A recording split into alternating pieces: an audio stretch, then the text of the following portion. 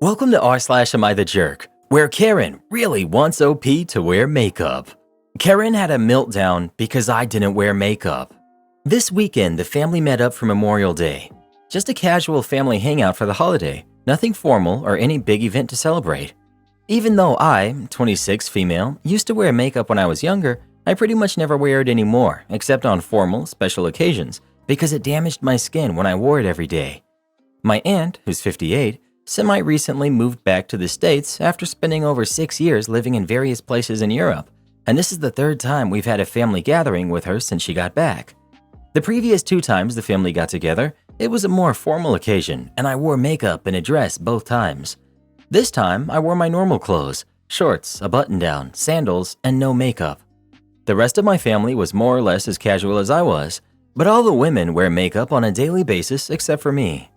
I noticed my aunt was acting really strange around me, and when I asked her if everything was okay, she turned it around on me and asked if I was okay. I said, yeah, I'm fine. She said, so why do you look like that? And I didn't know what she meant at first, but she kept pressing until I realized she meant I wasn't wearing any makeup. I was kind of annoyed at her being so bothered by this, but I tried to stay calm and explain that I only wear makeup on special occasions. I really should not have said this because this apparently ruined her whole weekend. She started freaking out about how I don't consider seeing her to be a special occasion and ended up leaving the family gathering early and in tears. The next day was the Memorial Day parade, and it was my nephew's first time marching in the marching band, so kind of a special occasion, but still casual. My aunt, however, still angry from my special occasion comment, showed up in stained pajamas with her hair unbrushed. When my mom asked her to explain herself, she just said, well, OP doesn't think it's a special occasion, so why should I bother? She attended the parade like that and repeated that line every time someone asked her if she was okay or why she was dressed like that. The rest of my family thinks that she's being unreasonable, but that it's also on me to talk her down from this grudge she's holding, or else she's going to keep acting out. What do I do? Update. Despite most of you suggesting that I just ignore her, I felt a sense of obligation and was under a lot of family pressure to try to talk to her one-on-one. Yesterday, I brought her a fresh-baked loaf of bread as a gesture of goodwill and called and told my uncle to warn her that I was coming over to talk. He had been off visiting his own parents over Memorial Day weekend, so he had only heard about her freakout. It did not go well. I tried to gently explain to her that when I said special occasion, I meant formal occasion, and that I always think it's special to see her and the rest of the family. She completely rejected my explanation and said that I can't tell someone they're not special and just turn around and say never mind, and said some nasty things about my appearance since again, I wasn't wearing makeup. She finished out by taking the loaf of bread that I made for her and making sure I watched as she threw it in the garbage. At this point, I said, I tried, I'm done, I can't help you, and I left. My uncle stopped me as I was leaving the house looking really upset. I assumed he was just embarrassed over my aunt's outburst, but he asked me to take a walk with him so he could talk. We walked around the neighborhood and he apologized for how my aunt has been acting, but started to cry. When he was able to talk again, he admitted that the reason they had come home from traveling in Europe is that my aunt had been diagnosed with early onset dementia.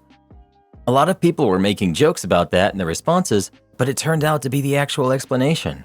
She had never been on a hair trigger like that before she started showing signs. He wanted to keep it private until they weren't able to keep it private anymore, and he was having a hard time accepting that that time had already arrived. We cried together for a while, and he agreed that he needs to start the process of telling the family about her condition and looking into getting her some extra help. I talked to my mom about it afterwards, and she's really upset.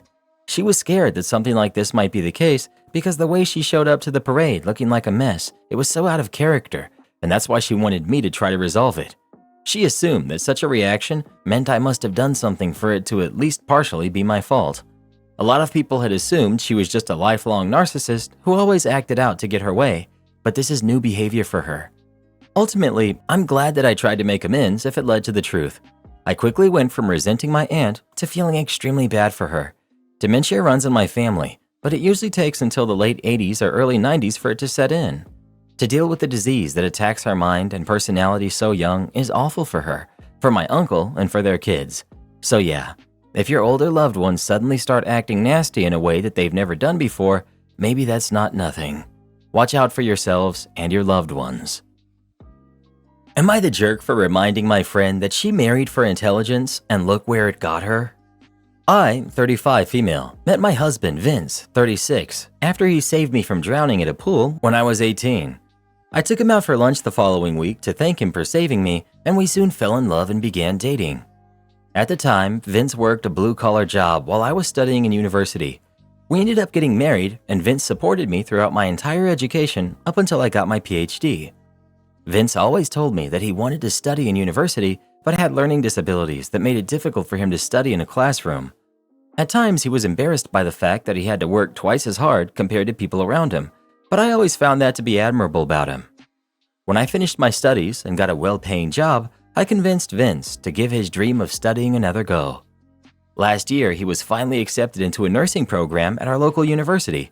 He's working hard to achieve his dream, and I'm incredibly proud of him. Last week, my friend Alba, who's 36, came to visit with her son so that our kids could play together. Alba was my roommate during my first year in university. She began dating her husband Leo around the same time I started dating Vince. Leo was an obnoxious law student who later on became an even more obnoxious attorney. He was a know-it-all who prided himself on his intelligence, which for some reason attracted Alba.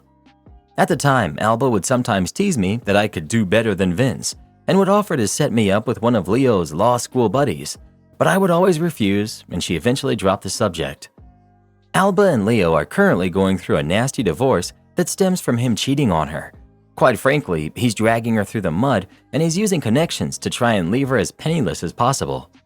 As we were chatting and catching up, Alba began to express concern over the fact that my eldest son, who's 7, because we found out recently that he's dyslexic. Alba began telling me how she's worried that he might have trouble in school like his father and what that could entail for his future. Before I could respond, she told me how I should have married someone smart while I had the chance, so that I would have kids like hers. Alba's son is incredibly bright and he's a straight-A student. I told Alba her advice was unnecessary and reminded her where marrying for intelligence got her. I then proceeded to tell her that I would rather have my son grow up to be an honest, hardworking person like his father than an academically gifted jerk who wasn't smart enough to know that hooking up with his secretary could have consequences on his marriage like her husband. Alba was deeply hurt by what I'd said and stormed out with her son. Some mutual friends are now chiming in and are telling me that what I said was too harsh on Alba for using her failing marriage to prove my point and that I should apologize. Update. I wanted to address a couple things. Many of you asked why Alba and I remained friends despite her previous remarks. Alba and I grew apart during our third year in university. We only remained friends by association since we have a lot of shared mutual friends. We became close again after our sons started playing basketball together at the local community center, and we became friends. I figured that becoming a mother made her more mature, and she didn't give me any reason to suspect otherwise. I've decided to send her a message saying that the way she spoke about my husband and my son was unacceptable, and therefore she's no longer welcome in my home. However, I don't want our sons to lose their friendship, and therefore I'm willing to remain civil around the kids and still organize playdates. She didn't reply to me just yet, but I truly hope she loves her son enough to put her ego aside and remain civil for the sake of our kids. I've yet to notify Vince about this entire situation since he is vigorously studying for an important quiz that's coming up next week, and I know that if he heard what Alba said about him and our kid, it would make him so upset and he won't be able to continue studying properly. She insults your husband and your son and then gets mad when you point out the qualities that she seems to think are lacking are the same ones that have her going through a really bad divorce? You are not harsh enough. Not the jerk. And you don't need friends like her. Not the jerk. I think it might be a sort of emotional defensive reflex thing on her end to keep her from acknowledging the fact that she married a really awful person. You definitely could have taken a minute before reacting in the heat of the moment, but I won't fault you for sticking up for your husband and especially not for your son. It's worth stressing that Alba insulted yours while you never got down to that level. You just dissed her for making poor life choices with a man that, if we're being real, probably had a ton of red flags. My heart still goes out to Alba. I chalk that up to her dealing with betrayal compounded with the fear of what life will look like after the divorce, but she's still a grown woman. Fired from my job, but received a year's worth of pay and got my boss fired. This happened in the early 2010s, before the advancement of technology in video editing and content creation. I was hired as a content creator for a university that wanted to leverage YouTube to kickstart their branding campaign. The pay was low, roughly $2,200 US, and in those days, there were not that many video content creators around, and the process usually took a long time from start to finish. I was hired, and on my second day, my manager presented my KPI of 85 3 to 10 minute videos in 52 weeks, which was impossible for a one-man team in those days. This meant I had to do the scripting, producing, casting talents, shooting videos, composing music. They were too cheap to pay for a royalty-free music subscription, and editing, all of which I had to use my own equipment and software because their cameras and computers were so old, they simply couldn't handle the strain of even doing things in 720p, much less 1080p. I tried to let my manager know, but she just smiled encouragingly, telling me to give it a try, assuring me if the videos were good, the quantity would not be what she focused on. Hearing this, I agreed to give it a try. My manager treated me well in the first month. However, one day when she found out I was a smoker, her attitude changed overnight. A colleague had actually done a facepalm when I told her about it, and she let me know that the manager hated smokers and often advocated to get them fired. She started nitpicking me on everything, from smelling like cigarettes after my breaks, coming in 5 to 10 minutes late despite doing more than 4 hours of overtime daily, not being contactable during break times. The list goes on. But I soldiered on because I just wanted to do the work and do it well. 5 months in, I was called into the director's office where I saw my manager putting on her best displeased but gleeful face, and I felt my stomach drop. The director told me that she was disappointed because she had heard that I was falling behind on my work, and it was already halfway through the year and I had only completed 30 out of 85 videos. I tried to explain that I had been working my butt off on these videos. I literally worked 6 days out of the week, over 60 hours just to do what needed to be done, and that being a one-man army made things impossible. And also the fact that the videos I had put up grossed the highest views ever on their YouTube page. I also recounted how my manager said that she was looking for quality videos over quantity. The director dismissed this and stated that the KPI was simply 85 videos in a year, and since it was almost half a year in with my numbers at less than half, she felt it prudent to cut the cord early. I asked how they would even meet the KPI if they were to fire me now. My manager had snorted, saying, "We'll find a professional production house to finish your work." The director had given her an odd look, but nodded in her support nonetheless, telling me, "You don't need to worry, manager will get the job done." That was when a light bulb went off in my head.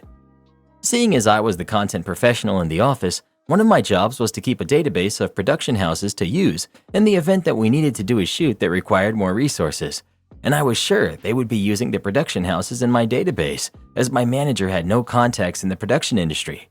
So I changed the contact numbers and messed up all of the emails on all of the entries except one.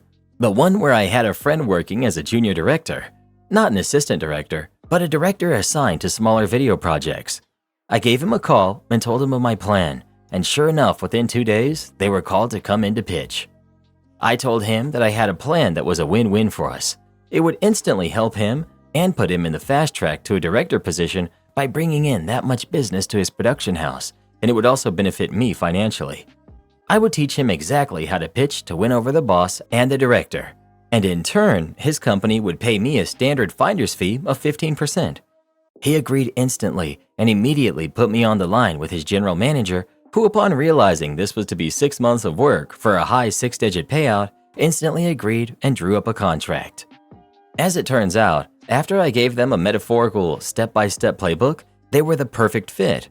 Somehow understanding the needs and style of the university as well as the sort of themes the university wanted to feature. The director and my former boss were amazed that my friend's production house was so familiar with their content that they signed them on the spot. Now, even back then, using a production house was not cheap. Each video that they produced could cost double to triple my monthly salary, given that they had specialized people for each function: producer, director, director of photography, etc. But this meant that they could complete a video every 2 to 3 days. So yes, they produced 50 videos in a span of 4 months for over 100 months of my salary. And I sat back and collected a healthy 15%, which was about 15 months of my salary.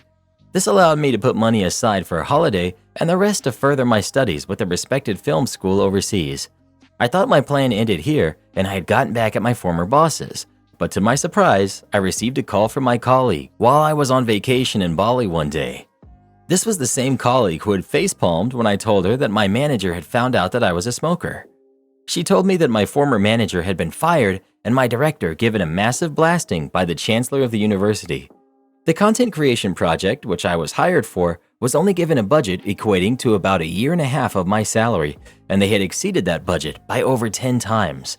My former manager was so desperate to ensure that her content creation projects could be completed that she had thrown caution to the wind, paying anything to get the job done as long as she could show my director that she had completed the project and had approved the massive spend without getting consent from the director.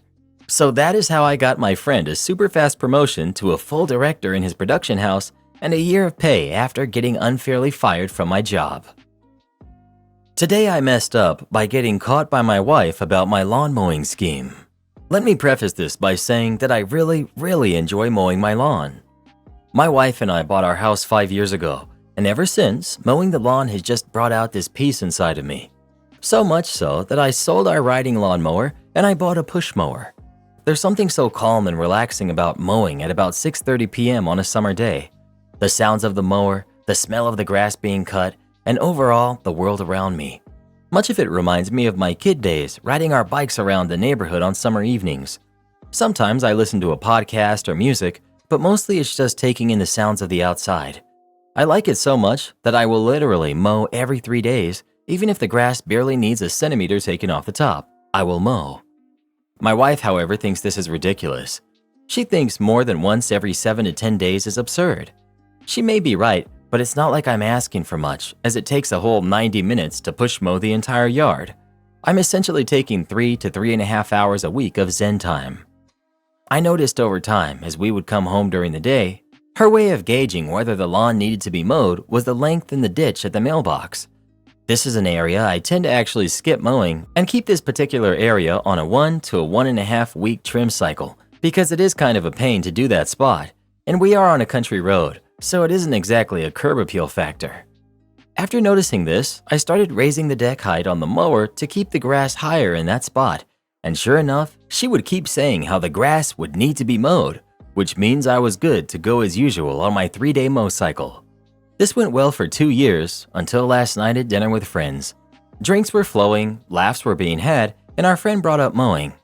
The girls had this conversation about men and their toys, yada yada, and during the laughs, I blurted out to the male friend, "Just do what I do and purposely make an area seem longer than it is," which was met with laughter from all of us except my wife. After about 10 seconds of laughter, I felt this intense heat on the right side of my face. It's a very familiar heat, very distinct. Once I calmed down from laughing, it set in instantly what I just said. The heat I was feeling was the indescribable fury of her staring a hole through me. It was a very quiet night, and so far, a very quiet morning. Edit. We have no kids or neighbors to upset. Edit 2. We have essentially no other tasks. We are very routine with things. I cook every night, then load the dishwasher. The vacuuming takes care of itself, and we spot mop. I go to trash disposal on Saturdays since we're rural with no trash pickup. We go to the grocery store together every Saturday, and she does laundry on Saturdays. We work in the same office on the same schedule, Monday through Friday, 9 to 5, and obviously ride together every single day. I thought she was my friend. I have a coworker that I thought was my friend. We've worked together for almost a year. A few months ago, she walked out on her job. She wanted to come back, and I got her job back. I've loaned her money, bought her food when she didn't have any, and even defended her on multiple occasions. Well, yesterday, I found out that she's been talking mad crap behind my back and flat out lying about me to the new employees. It really hurt because I've done so much for her.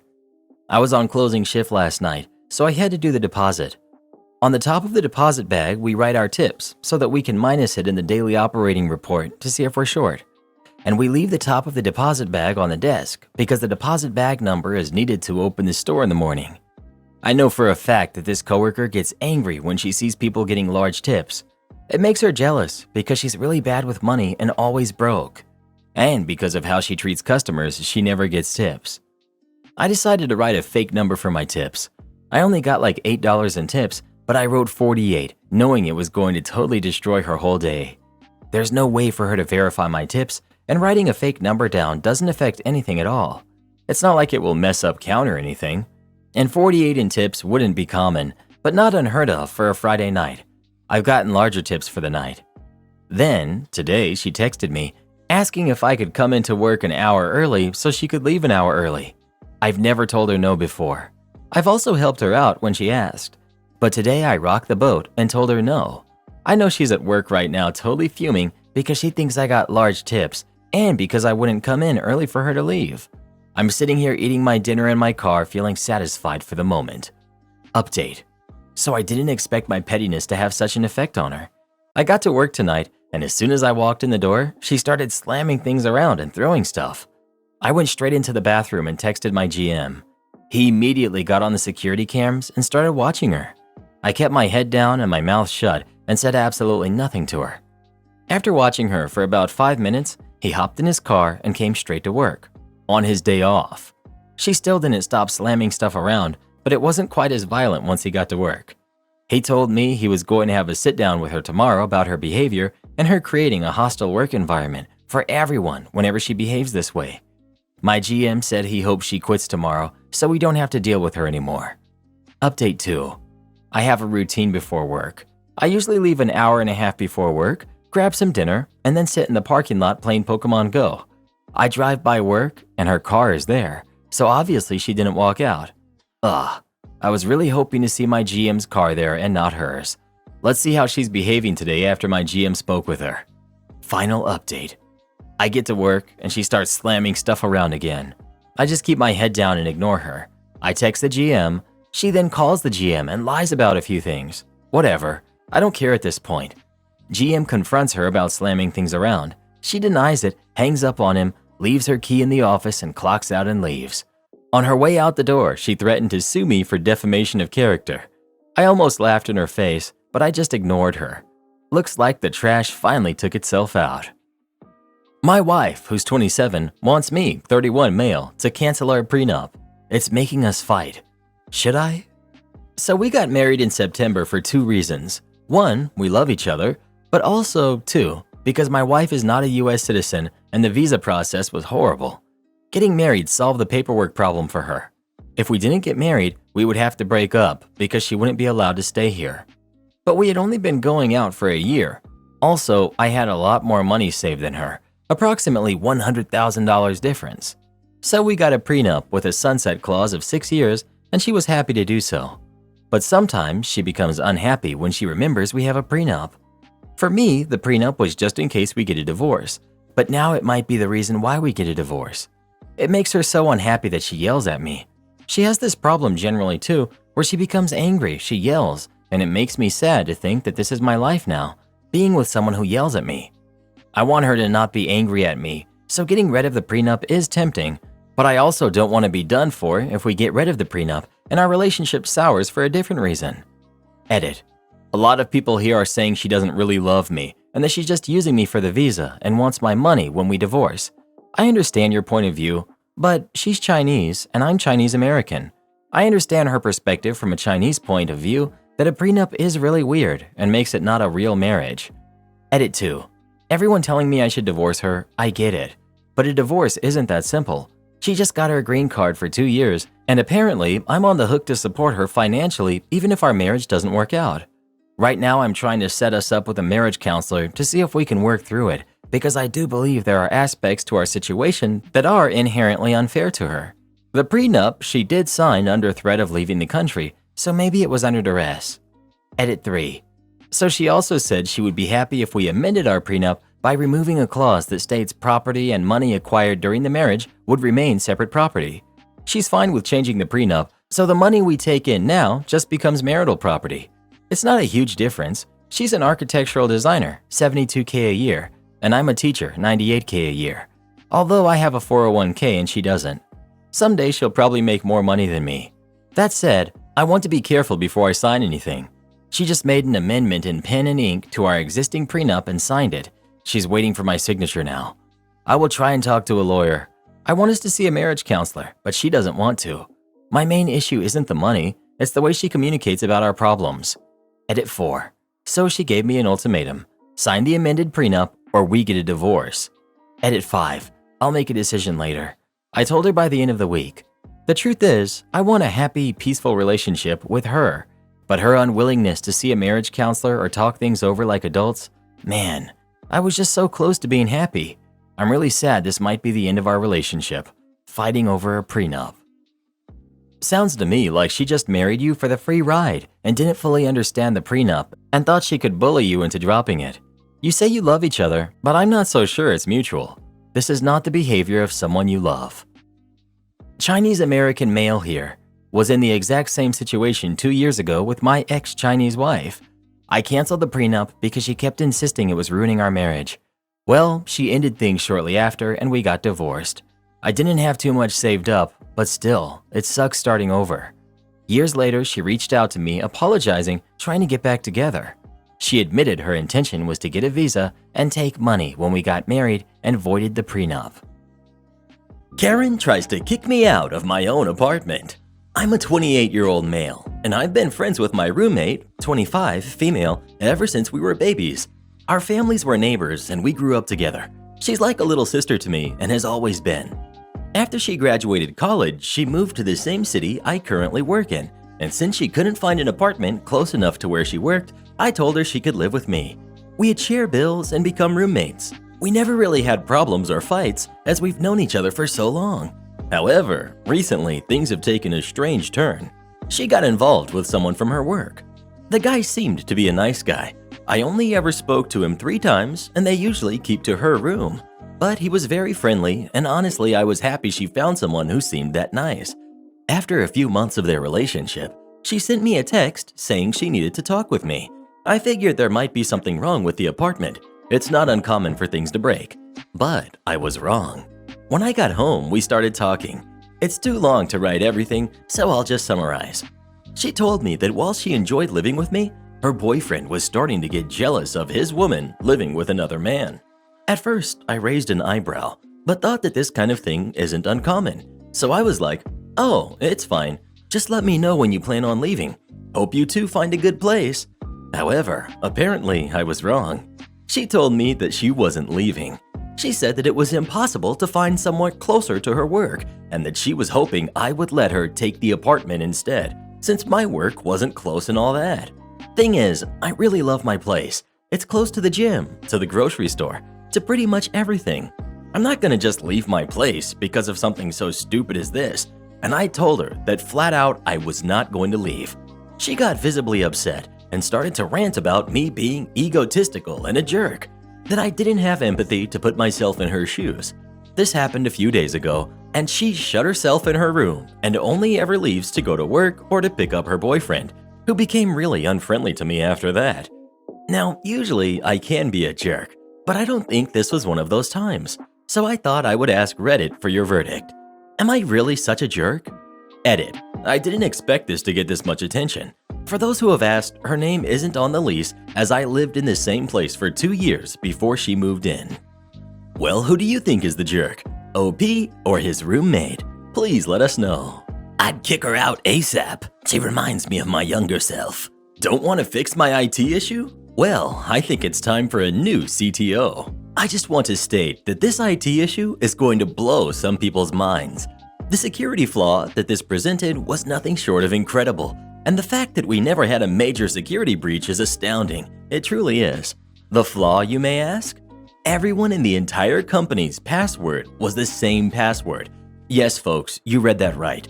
Every single password to every single employee login was the same password. It was like this before I joined the company and for quite a few years after. Until, well, enjoy the story. Now, what about the username? That must have been the trick, right? Oh yeah, that was a trick. The username was the employee email address. I did point out this flaw to my management, and their response was, "That's not our area to be concerned about." So whatever, it paid well, I'll do my job. And then, one day, we had a Windows update, which caused a piece of the software I used to work to break. I submitted a help ticket, and after escalating the issue, I got to the CTO. It wasn't a huge company. The CTO said, "I don't want to spend the time fixing this. Use this workaround." To which I pointed out the workaround slows things down, makes my job harder, and this Windows update has to affect more than just me. I was told to suck it up. Now, at the time, the CEO was the son of the founder and a bit of a jerk. I legit feel at this point in time he was just collecting a paycheck and letting everything run on auto and didn't pay attention. But I was mad at the CTO for brushing me off, so I penned an email to the CEO. It was a short email, and I simply said, "I discovered a massive security flaw that could potentially expose us to huge liabilities. When would be a good time to discuss this?" The response, "What security flaw?" I decided to demonstrate the flaw. I picked 2 random salespeople, I didn't know them. I got their username and I logged into their systems. And I pulled 2 random customers' personal information, the kind of information that would have easily allowed me to commit identity fraud, pull out credit in their names, etc. All kinds of bad stuff. I emailed the CEO and I explained, anyone who knows the URL to log into our system can log into anyone's account, pull up customers' information, and everyone has the same password. To prove this, I logged into 2 employees' random accounts and pulled 2 different customer profiles and I've attached them. One single disgruntled employee could do us over. 25 minutes later, my phone rings. It's the CEO. He was nice, very interested in how I did this.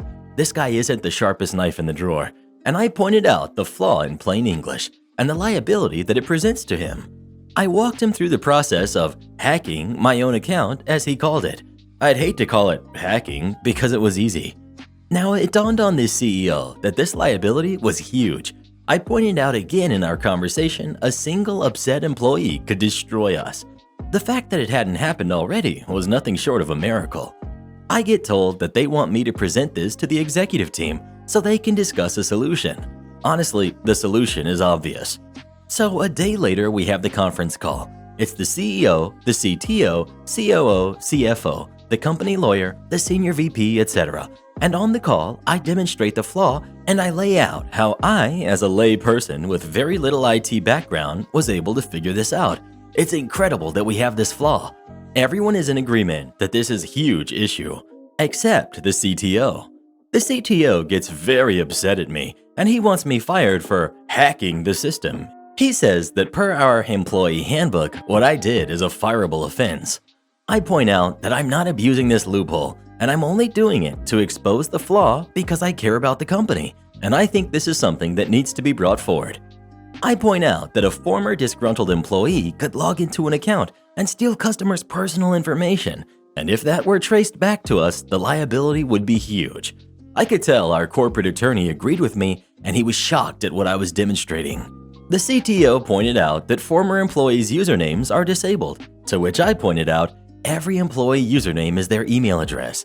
It would be trivial for a former disgruntled employee to use a different employee email address that they remember to log in, and since everyone's password is the same, they don't even have to guess. The CTO points out that we would know who did it because of the IP address. I pointed out that VPNs are indeed a thing. The corporate attorney actually wasn't familiar with what VPNs do, and I explained it. And what shocked me is the whole time, the only person in the meeting who didn't agree this flaw needs to be changed was the CTO. The CEO made it clear that this issue would be fixed by the end of business that day, and there were no ifs and buts about it. The meeting ended. After the meeting, the CTO called me. Privately, he was mad. I just exposed his incompetence because the system was his design. The decision for everyone to have the same password was his decision, and I know why he did it. He did it because he was lazy. And I said to the CTO, "You're a crappy CTO. You shouldn't be in the position you are, and you're lazy. You should have found a better solution for my help ticket." He stops and asks, "So this is about your stupid help ticket?" I go, Yes it is."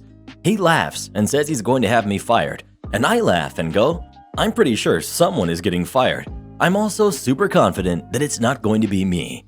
Well, sure enough, later that day, we got an email stating that everyone was to change their passwords to something unique. A week later, the CEO announced the old CTO stepped down to spend more time with his family. On the first day of the new CTO tenure, he sent me an email telling me he wanted to personally work on my help ticket and find a solution around the whole Windows update, which I'm pleased to say he did. And I later had conversations with our attorney at a meeting. We legit never had a security breach, which is simply astounding. The attorney admitted that was just plain dumb luck on our part, and if we would have had a security breach, it would have been very bad for us. Your aura is ugly. We would like a new server. Okay, hi friends. Long-time server, but my first post in here. I work at an upscale-ish restaurant.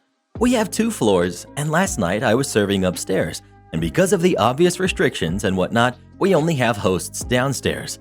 When we are on a wait, the hosts will see when there are open tables upstairs, page the guests and send them up. A server then greets them, sees where the host had pre-planned for them in our system, and we seat them. Now that you know how that works, I'll also just add in here that I am one of the top servers in my restaurant, consistently selling the most every week, and I'm a trainer. So my managers all love and appreciate me and mostly have my back. Okay, so the Karen family is paged that their table is ready. They walk upstairs and stand by the host stand while I finish at my table and make my way over to them. I said, "Hey guys, how's it going?" They just stared at me. Finally, the wife goes, "Do we just seat ourselves?" I, holding a paper cocktail menu and silverware, after walking over to them and feeling like I had just made it clear I was about to seat them, said, "Nope, that's my job. You guys can follow me this way." They follow to the 6 top tables and they all take their seats. I slide the silverware I was holding down to everyone individually instead of just setting 6 silverware on the end of the table for them to hand out. I said our menu is all virtual right now. There is a link on your table. I'll be right back. Come back and ask if they have any questions or if they'd like to get some drinks started. Again, silence. I just pick someone and say, "Okay, can I grab you something to drink, sir?" We don't have what he asks for, but I suggest something similar, and he says okay. The wife asks what beer we have. I said, "We have a lot. What do you like to drink?" She said, "I don't know. That's why I'm asking you what beer you have." I say, "We have 27 beers on draft and 19 that are bottles. So if you tell me what you're usually into, I can guide you through what will work for you." She goes, "Oh God, I'll just have a Bud Light since you can't sell a beer." I, looking stunned, laugh and say okay. Her husband turns his attention to me and says, "Are you having a bad night?" To which I say, "No sir, are you?" And he said, "No, we're just trying to have a nice family night, and you're rude. You've been rude the whole time, and you threw our silverware at us." I'm stunned, so I just say, "I definitely did not throw it at you guys. I was just trying to slide it down the table to all of you. Sorry if it came off that way. I'm not having a bad night, and I haven't had an attitude." The wife jumps in and says, "It all started up front when you said, 'That's my job.'" Changes the entire tone I said this in, by the way. "And now you've just been rude to all of us this whole experience." We're like 5 minutes in from them walking up to the stairs at this point, and then she yells so loudly all my other coworkers hear, "Your aura is ugly, and we don't appreciate that. Just send us a new server." It took everything I had, everything, not to say anything rude back to her. I just said, "I'm happy to grab you a new server, and I'll just grab my manager for you too while I'm at it." My manager goes over, knowing everything from my side already, and they tell him I was rude by seating them and making that comment about how they could not seat themselves, when there was no host at the stand, so we just assumed it was pick your own table, and throwing their silverware, and my attitude and aura are just plain ugly. My manager stuck up for me and said I'm actually one of their best, but they still insisted on another server. Imagine being one of the 3 other servers having already heard and seen this go down, and now it's your table. That server made a $6 tip on an $80 ticket, by the way. Forget you guys. My aura is shiny. Edit again because people are sus. The bill for the couple I'm talking about after the 6-top split was $80. So $80 for 2 people, which is honestly pretty average, so maybe I don't work at the most upscale place, but it's not cheap. Definitely not a $6 tip cheap. Speaking of auras, what color is your aura? Please let us know. Oh, you gotta be kidding me. Am I the jerk for refusing to participate in my boyfriend's family's bizarre orange tradition? My boyfriend and I have been together a while now, but I hadn't met his family until a week ago when they invited us to stay at their house. I was very excited to meet his parents for the first time, and they were super sweet when I got there. Both of them are lovely people, and we all got along well. They gave us free rein to do whatever, but the one thing they insisted on was that we join them for their tradition of eating oranges as a family on Saturday mornings. They grow their own oranges and have been doing this since my boyfriend was a kid, so he was especially thrilled to share the tradition with me as a rite of passage. So the morning came and his mom brought in some fresh oranges from the garden. We sat at the table and I was getting ready to peel my orange when I saw my boyfriend's mom bite into her orange like it was an apple, with the peel still on. I was so stunned when I saw my boyfriend and his dad do the same thing with their oranges, as if it were totally normal. I guess they noticed my shock because they asked me why I wasn't eating. So I started to peel my orange, but then his mom told me to stop, that I was eating it wrong and had to bite into it with the skin to get the full experience. I politely told her that I like to peel my oranges, and I'm sure they taste just as great either way, but she kept insisting that I had to bite into my orange for tradition. After saying multiple times that I'd rather peel it, and the family, including my boyfriend, pushing back, I put the orange back on the table and said, though I appreciate the gesture, I personally feel uncomfortable eating oranges that way, and I'd rather not participate. Things were tense after that, and we left the next day. When we got home, my boyfriend chewed me out for being rude and embarrassing him and his family. He said I should have just eaten the orange the right way, since his parents were gracious to let me stay with them. I can see his point, and I apologized for causing any hurt. I really do like his family and think they're great people, but stand by my decision to opt out of the orange tradition. He feels like I could have compromised, and I feel that I should be able to eat things how I want. It's a silly squabble in the grand scheme of things, but my boyfriend and I are really at odds about who's in the wrong, and I would love an outside opinion. Edit. Some people have been asking what kind of oranges / whether they're actually oranges.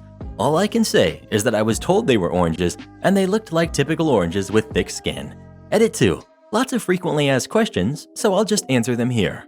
No, they don't just bite into it once and make it easier to peel. They don't peel the oranges at all. They eat the whole thing, fruit, skin, and pith, like one would eat an apple. Yes, it is messy. Yes, the skin is thick.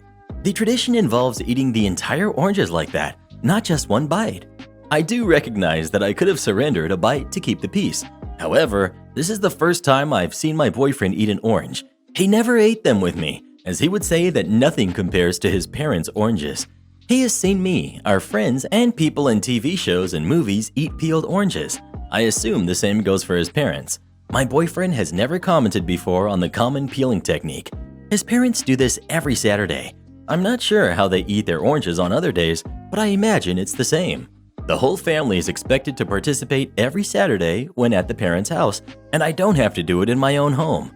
The reason I didn't try one bite is mostly because I was caught so off guard, since all my boyfriend had told me was that we were going to eat oranges.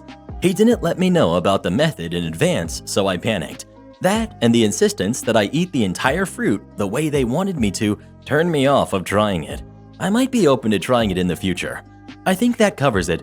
Thanks for the comments. I'll definitely share with my boyfriend. Well, what do you think? Is OP the jerk? Or is her boyfriend and his family? Please let us know. I think she's lucky she made it out of there alive, to be honest. This sounds like the beginning of a Stephen King novel. Force me to take 2 weeks of unpaid time off? Have fun running the place without me.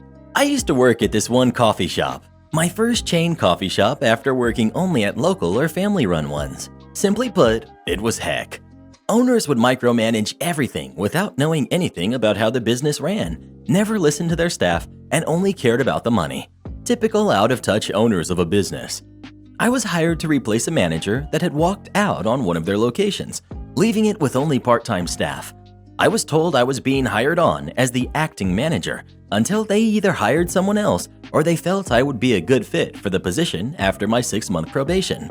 I won't go into everything that went wrong because there's a lot, but to summarize, it was literally heck. I was expected to cover all no-shows, which had me working 90 to 100 hours a week. I wasn't allowed to fire anyone no matter how many things they did wrong. Someone actually showed up to work drunk, and I still wasn't allowed to fire them. And any changes I wanted to implement were shot down, like replacing old parts in the espresso machine, shortening our hours to save money on labor, bringing in items that customers would always ask for. I was stressed, overworked, and irritated as heck when the owner comes in to talk to me about sales for the store. We weren't making enough to warrant the hours I had scheduled, and he wasn't going to pay me any more overtime. I would only work the hours I'm scheduled, and if someone no-showed, I had to have someone else cover those shifts. I tried to explain to him that I only came in when no one else would cover.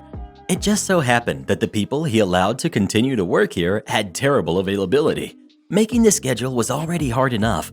Getting someone other than myself to come in on their day off was next to impossible. On top of all that, I had to learn the ropes myself. There was no one to train me, so all the managerial knowledge, ordering, scheduling, I learned myself. No one other than me knew how to order coffee, had the numbers for the repair guys, anything other than making coffee and using the till. I was the only one that knew. He wasn't hearing any of it. Owner: "All I'm hearing is excuses. This is your store. If you can't handle running it, I'll start looking for someone who will." Me: "Wasn't that the plan though? It's been 3 months since my probation period ended and you never gave me the manager position, so I assumed you were looking for someone to take over." Owner: "I think it's in your best interest to take some time off. Start thinking about your position here and whether you actually want to start moving up." I had mentioned in the interview I was looking forward to working my way up in the business. Me: "I can't. There's no one to cover me." "You're taking this time off." "Is this a paid break?" "No. Consider this a timeout for you to get yourself sorted. Take the 2 weeks to rest, and we'll see what your position will be like when you get back." Me: "Owner, I can't really afford to take that amount of time off. I can't even take 2 days off without having to come in and cover." Owner: "Don't worry about the business right now. It'll run without you."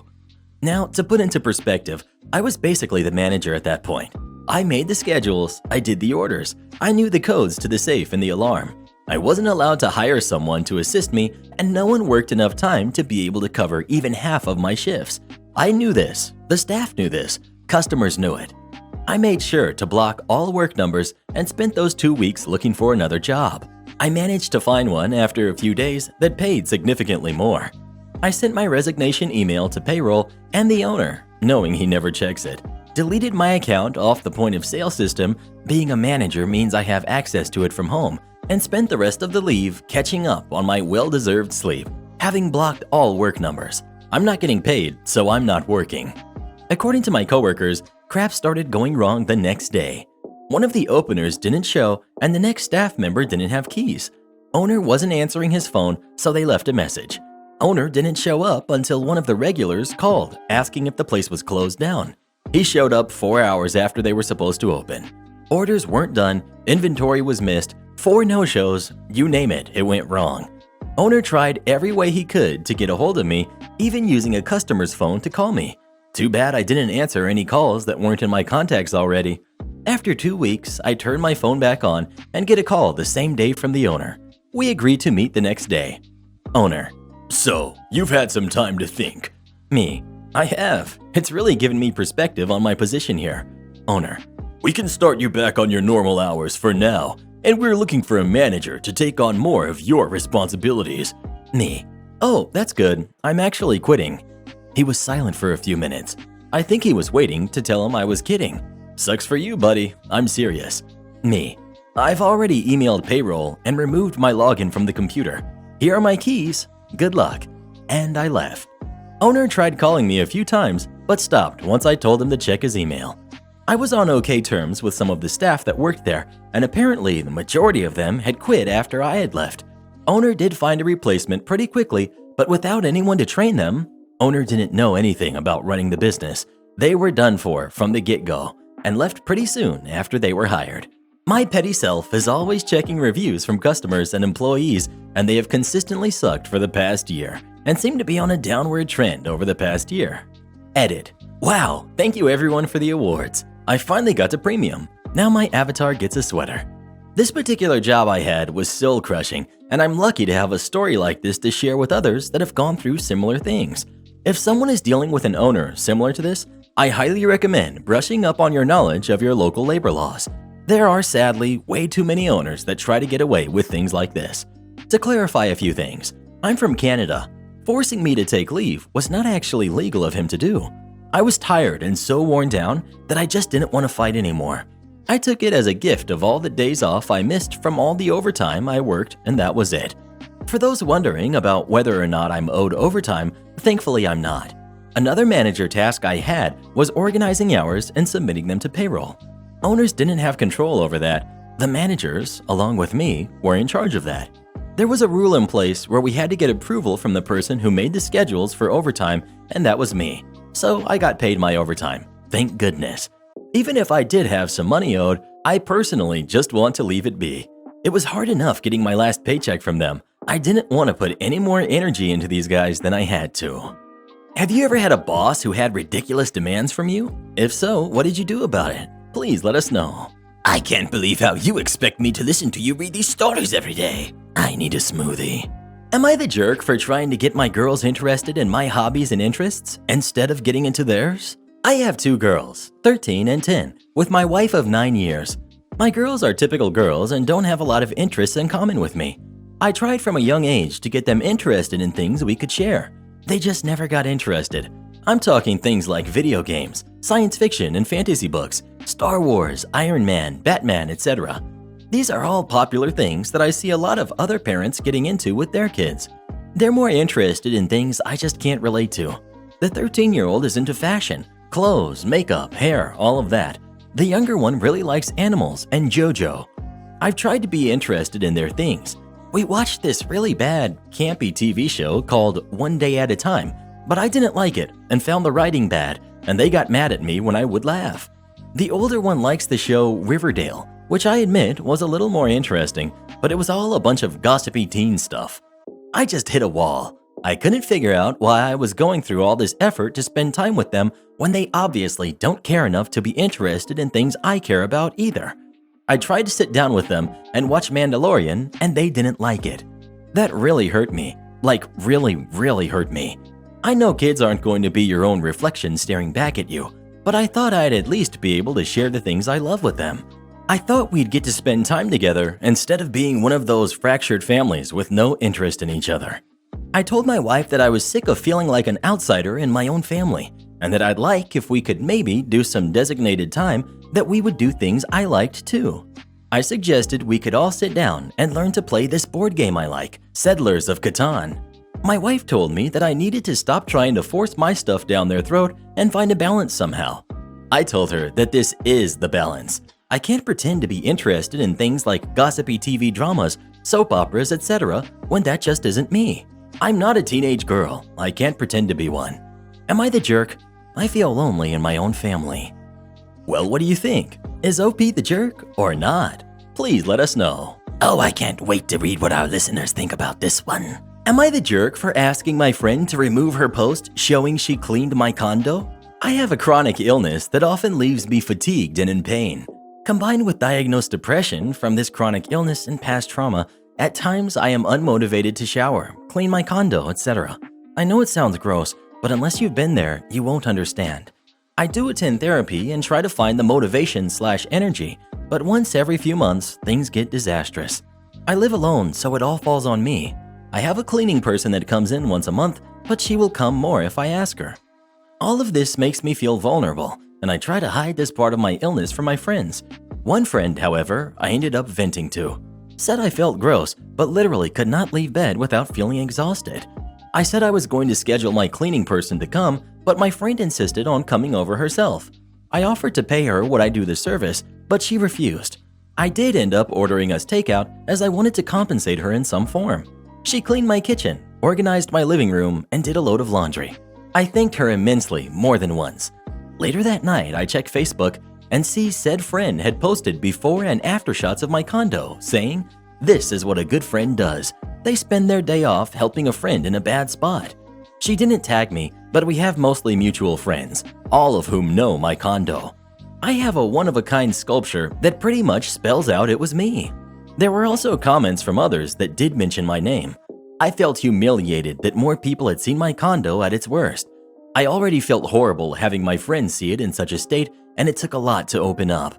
I texted her and asked her to remove the post. She asked why, and I explained what I just said, stating about 1,000,000 more times I was grateful. She got mad and said that it's her social media and that she can do what she wants. I started getting really upset and frustrated and told her that I wish I had never told her. I ended up crying, reporting the post, and going to sleep. The next morning, it was taken down, and my friend had texted me saying she was never going to help me again. A lot of our friends have sided with her, saying I'm ungrateful and over-emotional. Was I a jerk? Well, what do you think? Is OP the jerk, or is their friend? Please let us know. That friend doesn't sound like much of a friend, to be honest. I'd cut them out ASAP, and I really hope OP feels better. Karen girlfriend refuses to pay rent. A bit of background. My girlfriend and I have been dating, not married, for 3 years.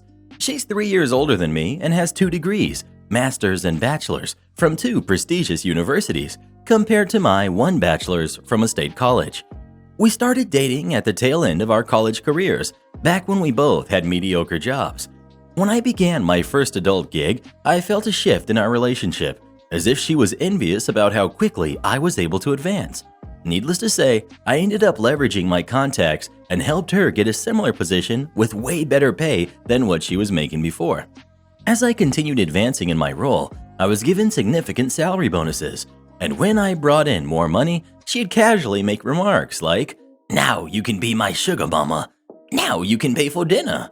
I can't wait to be a stay-at-home mom." And the kicker, "You have to stop living in the mindset that what's yours is yours, and that includes finances." Every single time, I'd follow up with my own comments along the lines of, "I'm not into that. Our relationship should be equal, 50-50. Or, maybe you can begin applying for promotions or positions that will pay more." Her classic answer, "I like my job too much to do that." Side note, in my opinion, that's a BS answer and shows me that she does not want to apply herself or put in her own work to get a better paying job. But you be the judge of that. Prior to the home purchase, we sat down and discussed where we both stood financially and how the home buying scenario would play out. We quickly realized a few things. 1. She did not have a significant savings. 2. She did not have the best credit. And 3. She had overwhelming debt that I never knew about until this conversation. After moments of bickering, I made an executive decision to go in on the house by myself and mentioned that in doing so, she would have to pay me rent in exchange. She agreed. Fast forward to present day. The home was purchased and we moved in a week ago. It's in my name only. Mortgage is $2,100 a month. I asked that she pay $900 in rent. Last night, during our date, she expressed how frustrated she was at me. Said that me asking her to pay rent caught her off guard, and that paying rent to live in our house irked her. I was shocked. I felt instantly uncomfortable, then drew back on the conversation we had when she agreed to pay rent. In short, her rationale was this: "I don't believe in paying rent in a house I don't own." And, "We are partners. Maybe one day we will be life partners. It shouldn't have to be about money all the time." Ugh, help. I feel like she's manipulating the situation, but I also understand where she's coming from. Am I the jerk? Well, who do you think is the jerk? OP or their girlfriend? Please let us know. I dare you to try to make me pay rent, Reddit boy. Competitor IT company steals our articles. I owned an IT company, we'll call it UberTech, that strictly manages business networks, no website development, graphics, etc. One of my employees was tackling an interesting support request with instructions for making changes to a company's website. This happens from time to time when a customer gets confused with their various tech vendors or assumes that we provide all tech-related services. Being in earshot, I can tell that my employee's call was quickly escalating with a frustrated person on the other end, and he has already offered to pass the call off to his manager. Me. UberTech, how can I help you? Angry website owner. Web owner. I want to know what's going on here. I don't know who you are. I don't know why you're calling me, and I don't know why you have my support information. Me. Sir, to be honest, I don't know who you are, why we are calling you, and why we have your support information either. But together, I think we can figure this out. I understand that you have a website and made a request for some changes. Who hosts your website? Web owner. Derp company. On their support website, there are instructions to send support requests. I followed them, and now I have you calling me with my support information. Me. Sir, I definitely want to get down to the bottom of this. We do not even offer website services. If you would please work with me, I'm sure we can get an answer. What I want to do is have you share your screen with me and then show me what you did to request support. I had him run our remote control software. He then proceeded to navigate to DerpCo's support website, support.derpco.com, navigated through the customer self-service pages to a knowledge base article on how to submit a support. He pulled up this specific knowledge base article, and I was staring at a verbatim copy of an article that I had written on our own website. There were no changes to the article, including the step to email your support request to, and it was my company's email address right there. Me. Thank you for taking the time to show me this. I think I found the problem. Notice the email address in the instructions. It's telling you to email ubertech.com. That's us. Now, please allow me to show you something. I then scrolled down to the bottom of Derpco's plagiarized support article and noted the creation date, 2007. I then navigated to our company's support website, support.ubertech.com, and navigated to our own matching article. We both confirmed that it was the same article, and I showed him the creation date of our article, 2005. Web owner. Oh, look at that. Me. I think it's safe to say that Derpco has stolen our content, did not even update the instructions, misleading you to send a support request to us. Web owner. I'm sure you have a few things to take care of with Derpco. I would appreciate it if you do not mention us when you call them. Me. Of course, sir. Thank you for your time with this. I immediately searched Derpco's support website looking for more of our stolen content, found a total of 5 articles, and promptly printed them out and saved copies as PDF. So what to do in this situation? Do I call the owner of Derpco? This is a small town, so I needed to be clever and not taint my own image. How do I get revenge? Hire a lawyer? Leave the articles as is and hope more support requests come to us that can bring us business? Revenge unleashed. No, I wrote a press release. News release, release date for immediate release. Title, UberTech endorsed by local competitor. I got some great kudos from local businesses. One client in particular was rolling. 2 days later, I get an email from owner of Derpco. I would appreciate it if you were to remove the press release from your website. This is a small town, and it is just not good business. I went to their support site and still found 3 articles from our company. I wrote back and told them that I would be happy to do so, but there are at least still 3 articles on their support site that need to be removed. 2 days later, I got another email confirming the articles were removed. Epilogue. In the end, I took down our press release, but still have a copy kept in our office and would tell this story to our new employees. Am I the jerk for giving my best friend my money without consulting my wife? Throwaway. I, 32, male, have been together with my wife, Erin, 31, female, for 7 years now, married for 3 years. We have a daughter, Evelyn, who's 1.5. I have a best friend who I grew up with, Sarah, 32, female. We were neighbors from age 4, went to the same college, and lived together as roommates until I got married. My wife and Sarah aren't best friends. They have never really gotten along, but they remain cordial with each other.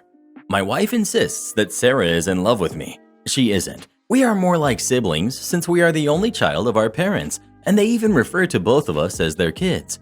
Besides, Sarah is bi, but has only been dating women in all of our adult lives. My wife and I make roughly around the same salary. I make $85K a year, and she makes $87K a year. We split everything and designate a set amount for our joint savings accounts, emergency, vacation, and regular savings. We get to spend the remainder of our money on whatever we want. I don't consult her when I use my money, and neither does she. Sarah has wanted to be a lawyer since we were in high school. She decided to take a gap year after undergrad, and that gap year turned into many years. She lost her job last March due to lockdown and decided to at last finally go to law school. She couldn't afford all the high-end tutors and program, but ended up doing really well. She's depleted most of her savings, and I'm pretty sure she's down to her last dollar, but she hasn't asked me for a cent through all of this. She finalized all of her applications for law schools, but didn't have enough money to pay for it all. She mentioned it in passing that she has about 60% of the cost, but that means she'd have to eat ramen for the next months. So I decided to send her the money. She was extremely grateful and promised to pay it back. I told her not to. My wife found out from a mutual friend that I paid for the application fees, and she's livid that I didn't consult her. I don't think I should have to since it wasn't money from our joint account, but my individual account. She's given me the cold shoulder, and she's now asking for the complete separation of finances. ETA, since many people have asked this, I gave Sarah about $3,000. In the past, both wife and I have given people money without consulting each other. I think her issue is primarily with the fact that the money was given to Sarah. Update. To answer a few questions that came up in the comments, Sarah didn't ask for $3,000. I estimated that the application fees would be around $1,500 to $2,000, and I added additional money because I know she won't ask me for money if she needs it. My wife found out from Sarah's friend. Like I said, we are part of the same social circle. My wife hasn't provided any reason why she dislikes Sarah or why she thinks she's in love with me. She said that it's her gut feeling, and her gut is never wrong. I've made a few concessions in the past to keep the peace, like not making Sarah my best man at the wedding or part of the wedding party, not making her our child's godmother, although she babysits her the most, only hanging out with her when my wife is around. But I couldn't watch someone who is like a biological sister to me suffer because of how my wife feels about her. After reading the comments, I apologized to my wife last night and agreed to the complete separation of finances. She also asked that I have no contact with Sarah going forward. I told her that I'd need time to think about that. I couldn't stomach cutting someone off who has been part of my life for the past 28 years. She got really upset that I wouldn't agree to this right away and decided to sleep in the guest room. This morning, I received screenshots of text messages between my wife and Sarah that she sent her over the week, calling Sarah all sorts of names and berating her. Her words were cruel, and her reaction really is out of character. I confronted my wife for sending those messages when I'm the one at fault. She has left the house. I don't know where we go from here, but I'll be logging off for a while to attend to my kid and prepare for the worst. Thank you for all your judgments.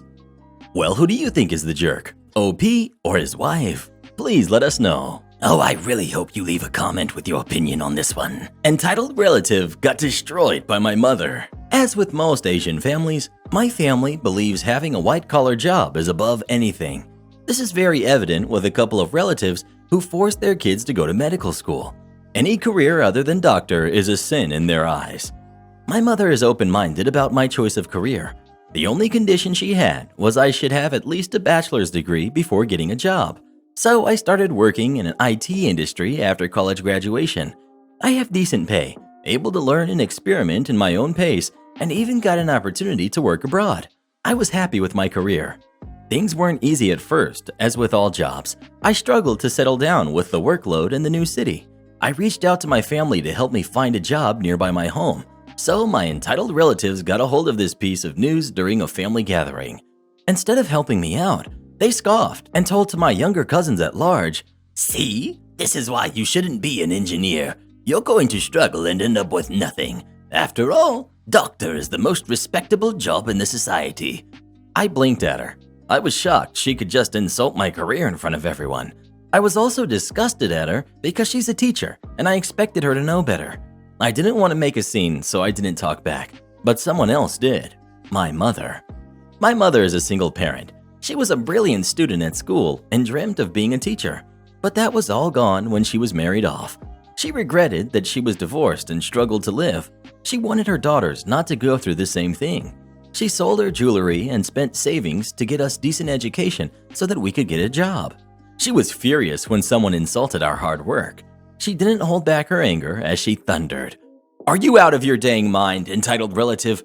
You're a teacher. Can't you show a bit of dignity while you speak? Don't you have common sense to think that your daughter couldn't work in a hospital with electricity, running water, machines, or software if there were no engineers? Even a janitor at the hospital have their value. If you insult my daughter or her choices, you will see the worst of me." The room was silent as everyone watched the entitled relative process what was going on. Nobody had ever seen my mother that mad, but it did a good thing. The relative never raised a word about her children's or my career after that. Also, 2 of my cousins got into engineering following the incident. Am I the jerk for telling sister-in-law that if I wanted her opinion, I'd have made her a bridesmaid? Me, 27 female, and Fiance, 29 male, have been together for 8 years. Until we got married, I was very close with his 4 sisters. Then when he proposed, I was frozen out. They had been fine with me being his girlfriend, but I didn't deserve to be Mrs. Last Name. We had been planning to ask all of them to be bridesmaids. I told Fiance I'd still ask them to for his sake, but he refused and said they deserved nothing more than an invitation as basic courtesy if they don't support our marriage. This is when their attitude got worse. Anytime they could, they'd make crappy comments about me and the wedding. "Make sure you find a plus-size dress shop." I'm a size 12. "I won't stay the night, it's not worth my time." "Aren't you worried what people will think if you have roses?" I know that from what my fiance has been told, they are furious to have not been made bridesmaids and feel I chose to do that to exclude them from everything. That brings us to now. We had to cancel our big 2021 wedding due to obvious reasons. Instead, next year we're renting a 9-bedroom holiday home with a nice garden and having a small ceremony of 30 immediate family and close friends, and then just a low-key party in the garden afterwards. We assigned bedrooms to our parents and bridal party. When we told mother-in-law, she asked where the sisters' rooms were. We told her all the other guests can stay at the inn, 4-minute walk away. I checked, which is actually loads cheaper than the rooms we've paid for the bridal party. Within 3 hours of speaking to mother-in-law, the eldest sister was on the phone to fiance, crying that I have once again excluded his sisters and they are sick of me. Apparently, the situation had reduced mother-in-law to tears. Fiance was defending me to her, but at one point turned to ask me a question about the inn. If they had family rooms, they do. And when his sister heard my voice, she demanded to speak to me. Fiance refused and said he's her brother, so if she has an issue, to take it up with him. However, I'd reached the end of my tether and agreed to talk to her. She immediately began berating me, and I just snapped and cut her off with, "Name, if I cared about your opinion on my wedding, don't you think I'd have asked you to be my bridesmaid?" and handed fiance the phone back. He hung up on her after that. His entire family is furious, and even my maid of honor and my parents have said I shouldn't have said that since it hadn't even been my decision about the wedding party, and I knew it was a sore point. They also said now if his sisters do show up for the wedding, it'll be really awkward for everyone, and no one will have fun and I've ruined the whole day. Am I the jerk for snapping at his sister with something I knew would anger her? ETA, please do not suggest eloping, but thank you for the comments either way. Well, who do you think is the jerk? OP or her soon-to-be sisters-in-law? Please let us know. If they don't support your wedding, why are you even inviting them? So what, they're his sisters? Ma'am, just because I'm Latino doesn't mean I work at this restaurant. For context, where I live, our state has recently allowed restaurants to open indoor dine-in services with expanded capacity. A couple of days ago, I go into one of my favorite restaurants, a Mexican restaurant, to pick up a takeout order. When I get there, the hostess/owner told me it might take an extra few minutes because they've been bombarded by orders. Not an issue, I just wait. While I'm waiting for the hostess to come back with my food from the kitchen, I see some people I know at a table eating. They wave me over, so I go say hi to them and talk. In Spanish, we're all Latinos. While I'm waiting, next thing I know, I hear a woman say, Excuse me? Excuse me? It took me a minute to figure out that she was talking to me because I looked around and didn't see the actual waitress inside. She was in the outdoor seating area. I make eye contact with this woman and ask, "Is there something I can help you with?" She rolls her eyes and replies, Yes, I've been standing here for 10 minutes and you refuse to even acknowledge me. I want a table for me and my friends. I tell her that I don't work at the restaurant, which she refuses to believe. I see you talking to a seated customer and you clearly look like you work here. Mind you, I'm dressed in jeans, a sweater, and a mask. That's it. I firmly tell her that I don't work here, to leave me alone, and just turn away completely as I see the hostess/owner come back from the kitchen. This is when she starts yelling. The hostess runs up and asks what's going on. The woman tells her, You have this rude jerk working here that refuses to do her job. All she wants to do is talk to her friends at that table. Points at the people I was talking to. I've been waiting for over 10 minutes for a table while she ignores me. This is ridiculous that you would hire someone like that. At this point, everyone stops what they're doing after she called me a name. Didn't hurt my feelings at all because I knew this is coming from a total random lady who is just the worst. The hostess/owner tells her that I didn't work there and that calling me that name was disgusting and to get out and to never come back. The woman just stutters a few times before storming out, saying mean things under her breath. I pay for my food, leave a huge tip, all while the owner is apologizing to me about what happened. I told her it was all good, and honestly that it was way more embarrassing for the screaming woman who had all the color drop from her face when the owner told her that I was a customer and for her to get out. Am I the jerk for telling my brother his problems are not my problem? I, 30 female, have a brother, 33 male, and we grew up close. Our relationship hit a low point when he started dating my former school bully. It wasn't so much that I didn't think people can grow and change, But when he told me, regardless of what had happened or what she was like, he loved her and I had to deal with it, and that was it. And I gave it a shot. I love my brother, wanted to not cause any drama in the family, but she hadn't grown all that much. And then when I got engaged to my husband, she made a big deal out of needing to be my maid of honor, and it drove me crazy.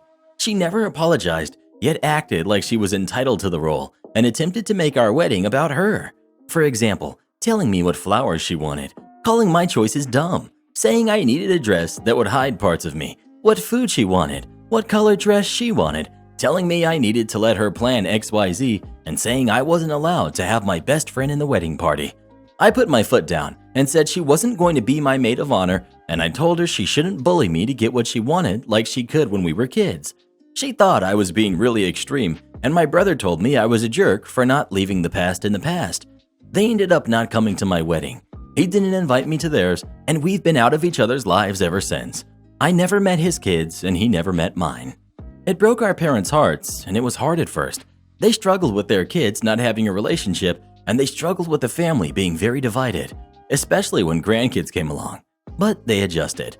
When lockdown hit, it hit my brother and his family hard, and the troubles just seemed to keep coming. He started a GoFundMe at some point, and when that failed, and he exhausted all the help our parents could give, he reached out to me. At first, he said he wanted to make amends, but then the very next day of making amends, he asked me for money and babysitting. I told him no. He said he and his wife were having a lot of financial problems and that I owed it to him and his family, that families should help each other when they have problems, and he would do it for me. I told him that his problems were not my problems, and whatever help he would have gotten from me ended when he let his wife treat me like crap and then called me a jerk for standing up for myself. Some of the extended family are now saying I'm the jerk and I should help my brother no matter what issues we have between us, etc. Part of me wonders if I should help. The other part of me is saying he doesn't deserve anything from me. Am I the jerk?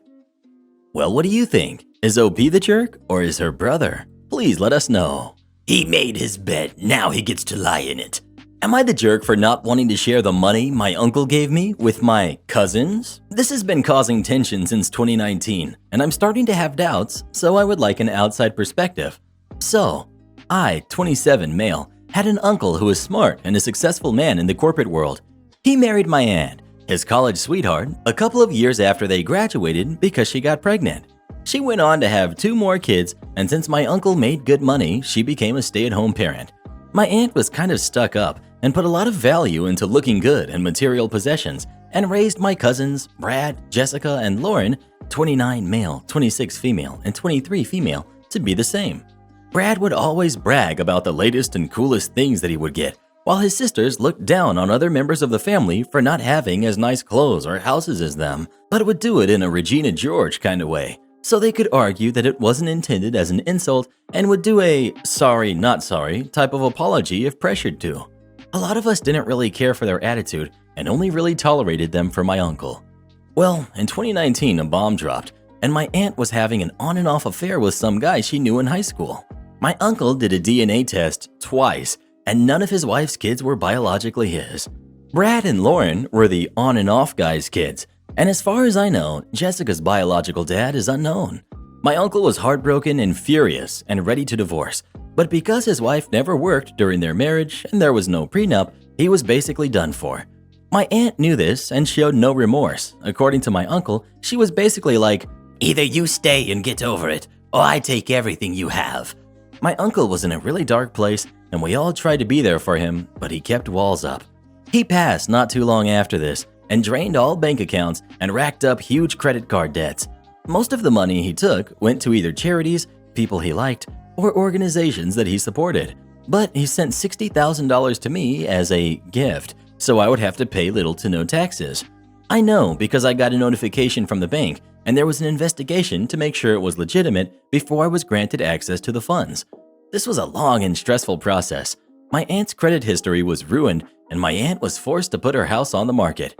I decided to keep my mouth shut about the money because my cousins were now going around begging for financial help and reminded everyone all those times they helped when we were in a financial bind, how family helps family.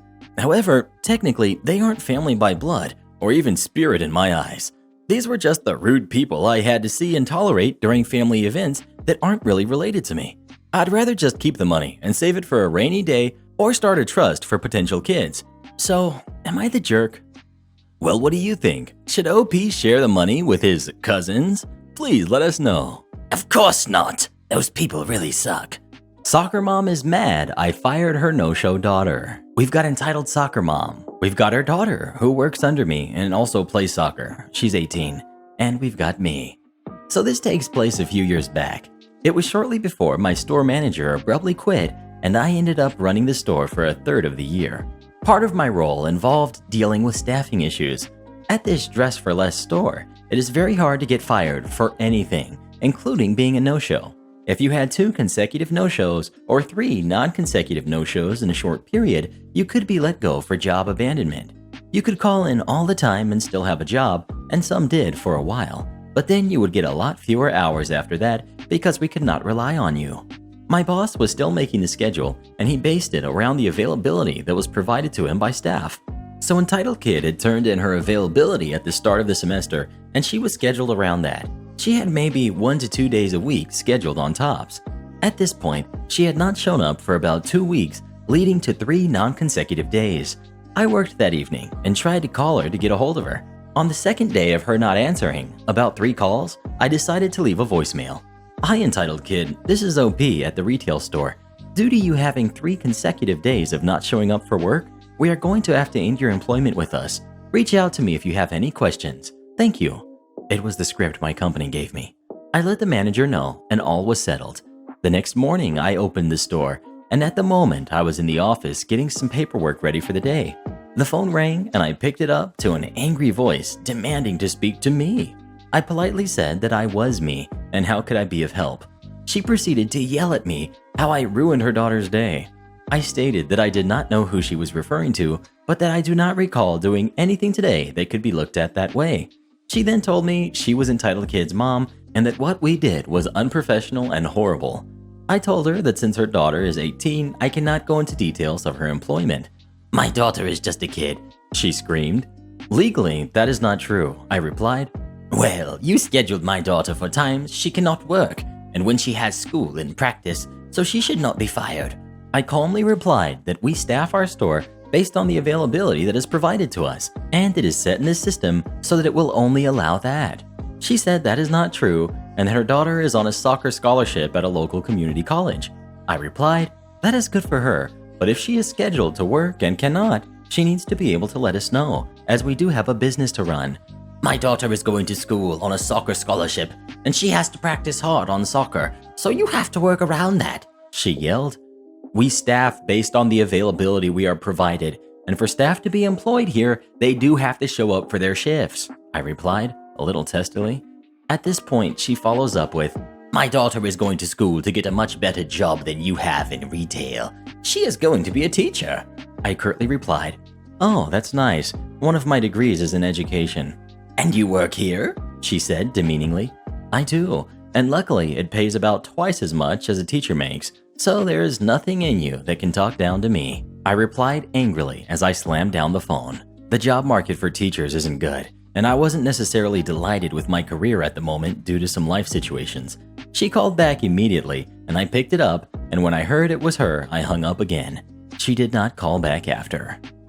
Karen demands to book her friend's Bachelorette trip with my credit card. My wife has been asked by her friend to handle booking her Bachelorette trip, which is already stupid because my wife isn't even the maid of honor. My wife, however, already agreed to do it without running it by me, but she doesn't have a credit card with a high enough limit to cover the deposit. Also, several people have been very wishy-washy about going on the trip at all. She invited something like 16 people, and over half of them have been back and forth about whether or not they plan on actually going. I don't want to be stuck dealing with the deposit on this trip if people end up backing out, or if something goes wrong and they have to cancel altogether.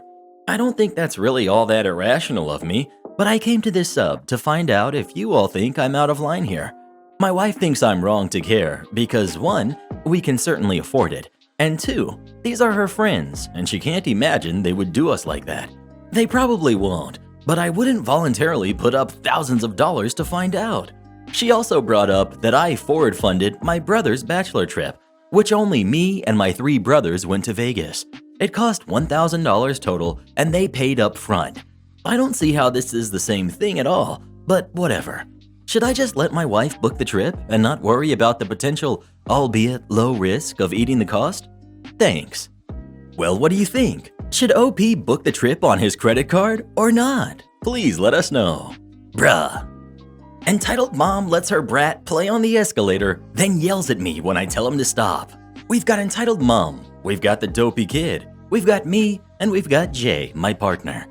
Now, to start off, I have irrational fears, and some of them even I think are absolutely stupid, but that doesn't change my completely ridiculous reaction to these things.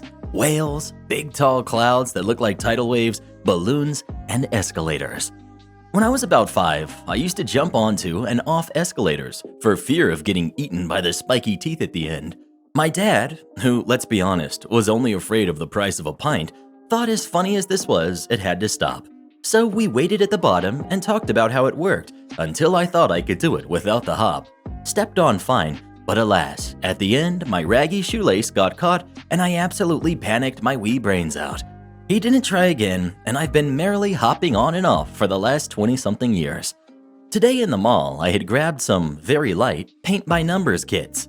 I am a laborer/operator by trade, and of course have gone and pinched a nerve in my lower back, so a few days off work is coming, and I will not stare at the wall the whole time. It hurts bad enough that my partner Jay was holding my handbag along with the heavier items we had bought. The entire ride after my half-hop grown onto the escalator, there was this kid, about 7 or 8, running up and down, darting around people, just playing silly buggers.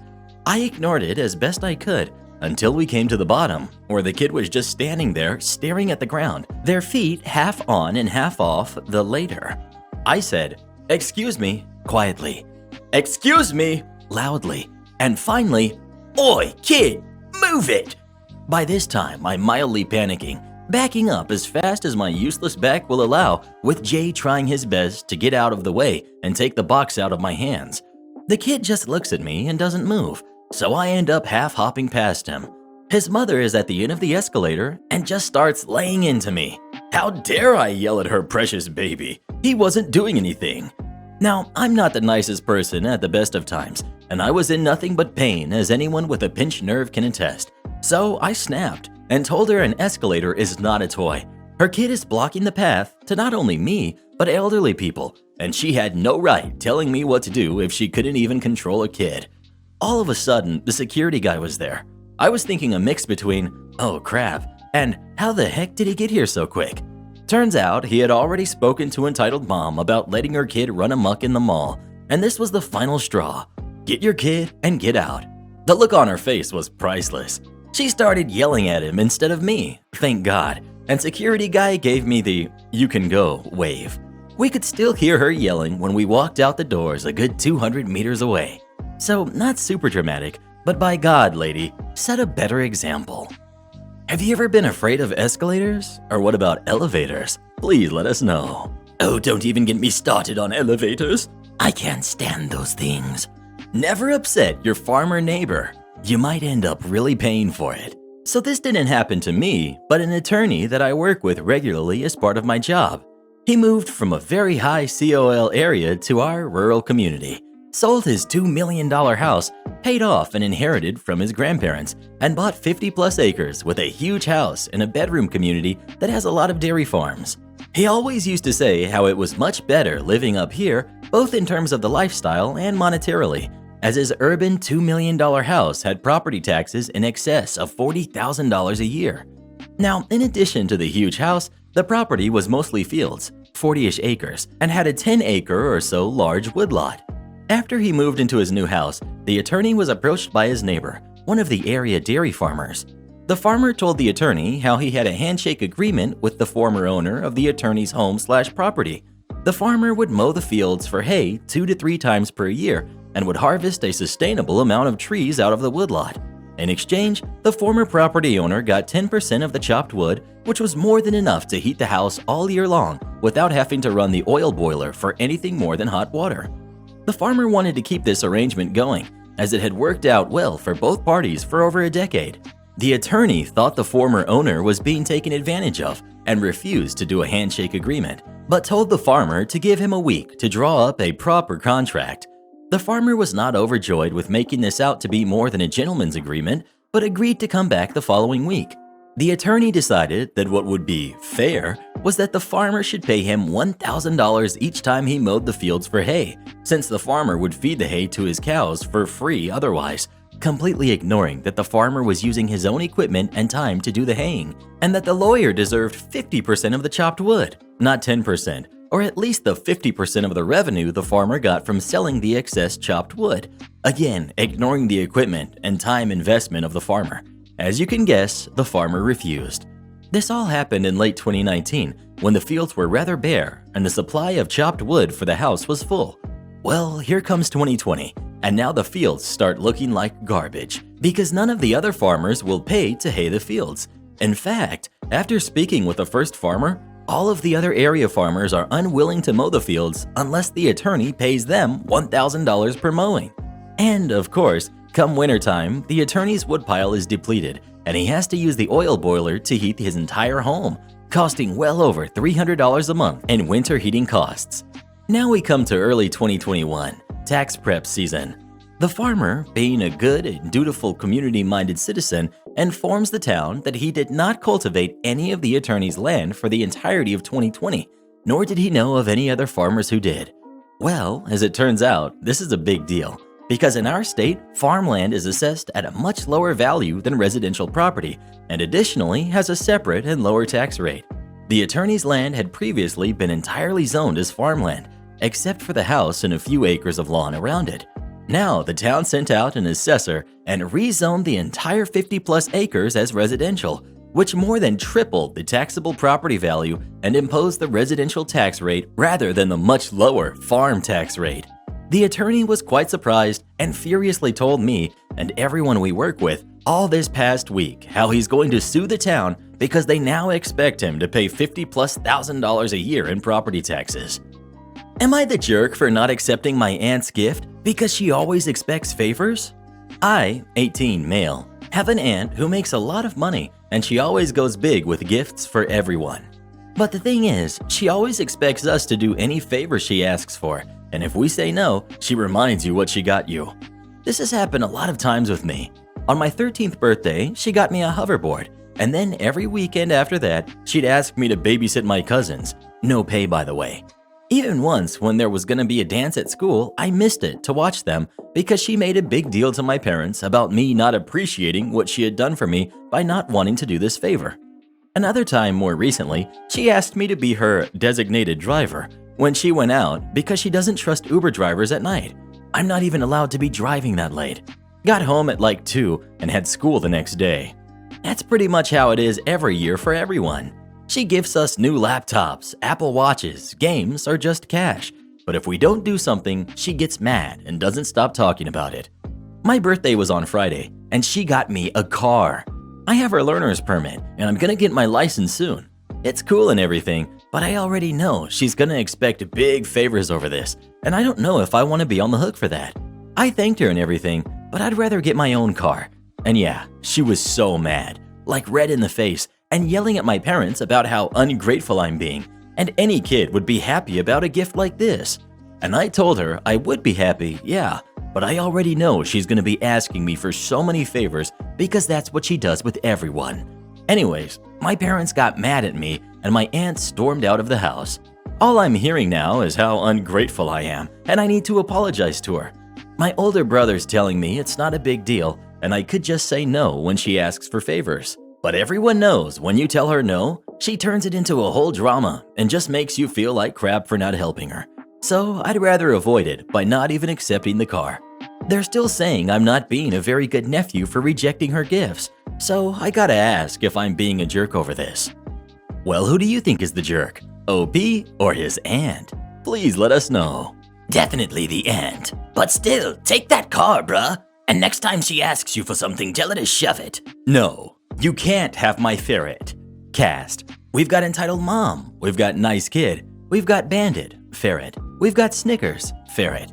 And we've got me. This happened in 2019, pre-lockdown. It was a warm day in the spring. I decided to set up the playpen, metal sides with no floor or roof, with a dig box, water, and tubes, and take Bandit, male, and Snickers, female, out to play. The ferrets are excited little critters and are war dancing and wrestling, basically just having a ferret good time. Entitled mom and nice kid come up. Nice kid, what are they? Do they bite? Me, they're ferrets, they're friendly. Do you want to pet one? Nice kid smiles. Yeah. I pick up Bandit and turn him in a way nice kid can reach his back, with Bandit slightly facing me. Nice kid pets Bandit and giggles when Bandit licks her hand. I talk a little with nice kid about ferrets and how to care for them. Entitled mom says it's time to leave, and nice kid says thanks and walks down the sidewalk chattering about wanting a ferret and how cool they are. Entitled mom and nice kid come back and the following happens. Entitled mom, Nice kid wants a ferret. How much for him? Bandit, me, he's not for sale. Ferrets are a lot of work and need vet care. Nice kid, excitedly, I already have a hamster cage he can live in. Me, hamster cages are too small, and I really care for Bandit and don't want to give him away. Nice kid looks disappointed. Entitled mom, ignoring what I said. You have two. You can give entitled kid that one. Bandit, And you can get another. I tell entitled mom no again, and entitled mom continues to go off on me about being selfish and setting a bad example. Nice kid, Mom, Bandit is OPs. Entitled mom ignores nice kid and continues the diatribe, now threatening to call animal control about me not caring for my ferrets properly. I decide it's time to take Snickers and Bandit inside. I pick them up and entitled mom snatches Bandit out of my hands. If you've ever held a ferret, you know they can be quite squirmy. Bandit squirms out of entitled mom's hands and falls to the ground, striking the playpen with his left front leg, then landing on the tube. What the heck, lady? Don't you talk to me like that. Me, get out of here. I carefully step into the playpen, put Snickers down, and look for Bandit, who hid in the tube. In the meantime, nice kid managed to grab entitled mom's hand and pull her away. Entitled mom is yelling the whole time about how she was calling the police and animal control. I had to take Bandit to the vet as he couldn't put weight on his front leg. While I was gone, the playpen and stuff went missing. Bandit had x-rays, no fracture, just a sprain, and he was otherwise okay. He recovered fully. Neither animal control nor the police ever came. Bury an old water tower to use as an emergency shelter? Sure, what could go wrong with that? So this actually happened to my dad a few years ago. He lived in an area right along the Texas/Oklahoma border in a fairly rural area. My dad primarily worked in pipeline construction. One day, my dad noticed someone had purchased a very large property not too far down the road. Turns out that the new neighbor was actually from the suburbs around Columbus, Ohio, and had just won a lottery prize. The man hadn't won the jackpot, but had won a smaller prize, around $2 million. My dad was also originally from Ohio, so he decided to say hello. A few days later, he meets the lotto neighbor. We'll call him Jim. Jim starts telling my dad about his dream to build his own self-sustaining homestead far away from the rest of society. Jim was very interested in prepping and convinced of a soon-to-come global societal collapse. He used his lotto winning to purchase the land and begin building his homestead. My dad honestly didn't find this that odd because many people in the area had some tendency toward independence, and those prepping shows were popular at the time. About a year later, Jim reached out to my dad to ask for help with a construction project that involves burying a large water tower in the ground. My dad is a little confused, but decided to go take a look. Turns out, Jim bought an old water tower, about 15 feet in diameter and about 15 feet high, for the purpose of reusing it as an underground shelter.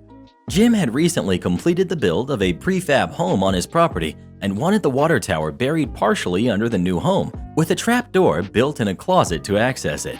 My dad immediately thought this was the dumbest thing he had ever heard and proceeded to tell Jim all the potential issues with this plan. Jim cut him off and told my dad that his contractor for the home had basically told him the same, and so had several others he had contacted to try to get them to bury this water tower. However, Jim believed this was simply laziness on their part and had the utmost confidence in his plan. My dad left, but a day or so later, Jim contacts him again and asks about paying my dad to let him rent some construction equipment he had on his own property. My dad again goes over with him what a bad idea this is and how no legitimate crew would ever do this for him. Jim brings up using my dad's equipment and illegal laborers. My dad decides, well, if he's determined, might as well make a few bucks off lotto winner Jim.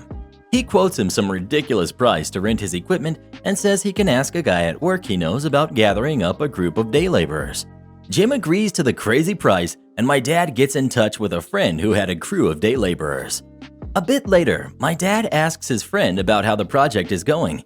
He tells my dad how nasty Jim treated the workers, how stupid the whole plan is, and how his specifications for how he wanted this build were completely idiotic.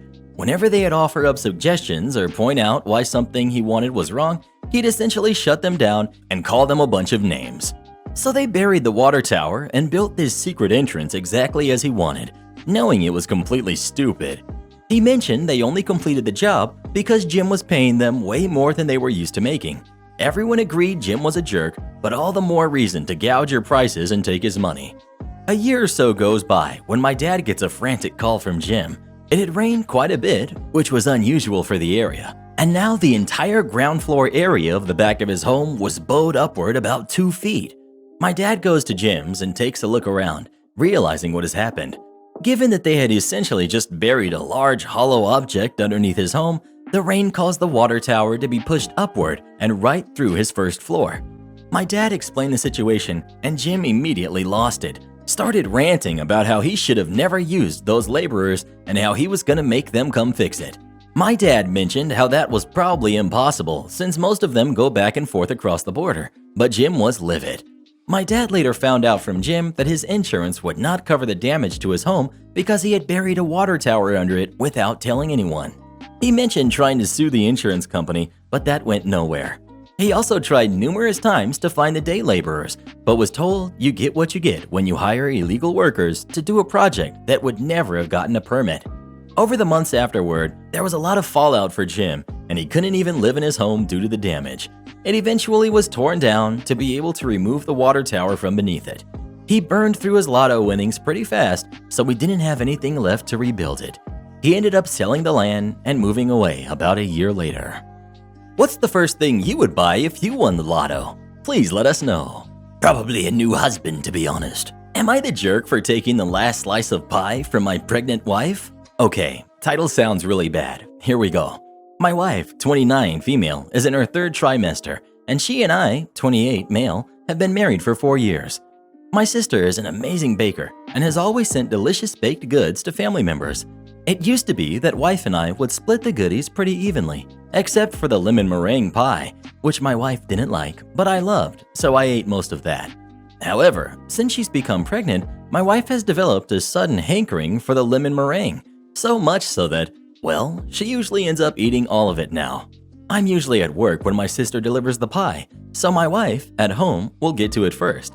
I asked if she wouldn't mind saving me just a single slice, because I liked it a lot too, and she agreed, but then ended up eating it all and said she hasn't been able to stop her cravings. This happened for a 2nd time, then a 3rd time. I know it's silly to get worked up over a slice of pie, and she's pregnant, so of course her appetite is greater, but it was something I had been looking forward to, and then my expectations kept getting dashed. The 4th time, I again asked if I could have the last slice of pie. My wife said yes, as usual, and promised she meant it. This time, my shift ended early, so I arrived in time to see my wife chowing down. There was just 1 slice left, and she was eyeing it.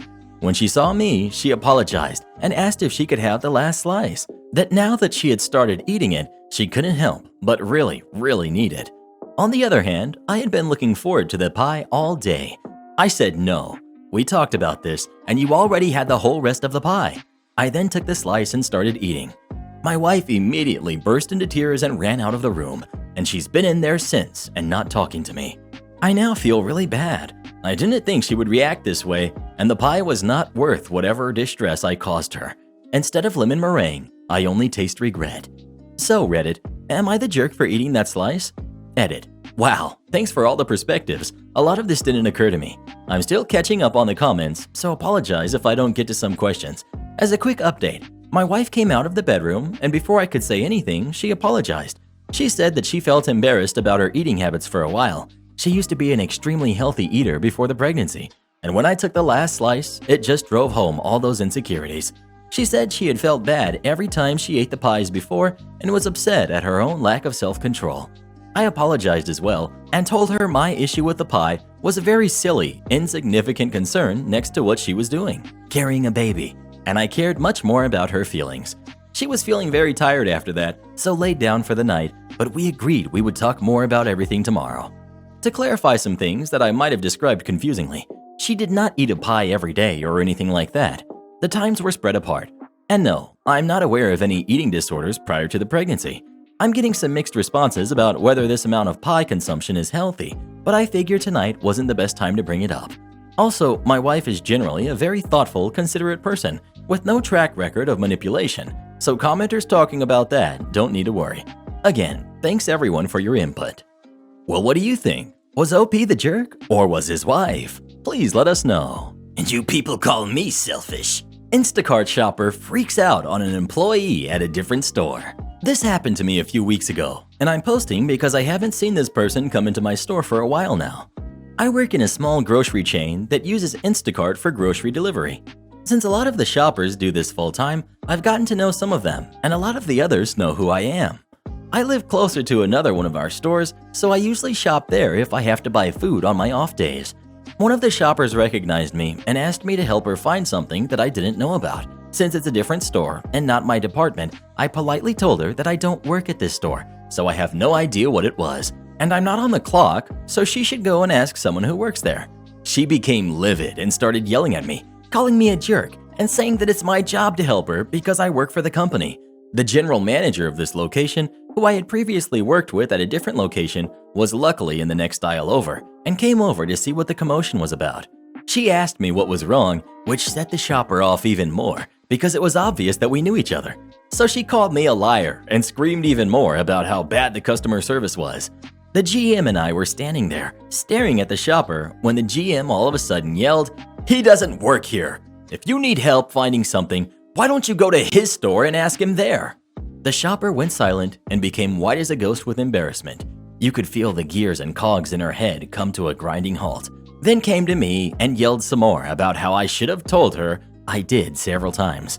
Eventually, the GM told her to leave the store because they were refusing her service for causing a scene. 2 days later, guess who walks into my store and needs me to serve her from the deli? At that time, I was the only person on the counter, so she glared at me from a distance, probably waiting for someone else to come out so she could ask them for help, and I waved at her. Then she walked away, didn't get any of the items she needed. About an hour later, I got a call from who I assume was her customer, asking why we didn't have any of the 5 items that he had ordered. I told him that we in fact had everything in abundance, and he should talk to the Instacart customer service about it to file a complaint. Not only was this shopper kicked out of one store and failed to deliver one order, but she very obviously failed to deliver on part of a second order as well. Now she doesn't take on any orders that involve her coming to my store because I haven't seen her for a while. Am I the jerk for shouting at my brother's girlfriend to stop copying me and being obsessed with what I eat? I've been called a jerk by loads of people today, and I don't know if it's my pride keeping me from accepting that, but I decided to post on here. So, my brother's girlfriend moved in with us about a month ago. I don't mind her, but my God, she's absolutely obsessed with what I eat. I'm talking following me around the kitchen, asking me for specific calories in my meals, serving herself the same portion sizes as I when we have dinner, copying the foods I make, asking me to write down certain recipes. It honestly feels very overwhelming. I've spoken to her about this as well as my brother, and the general consensus is that she's trying to get healthier, and apparently my meals motivate her to do so.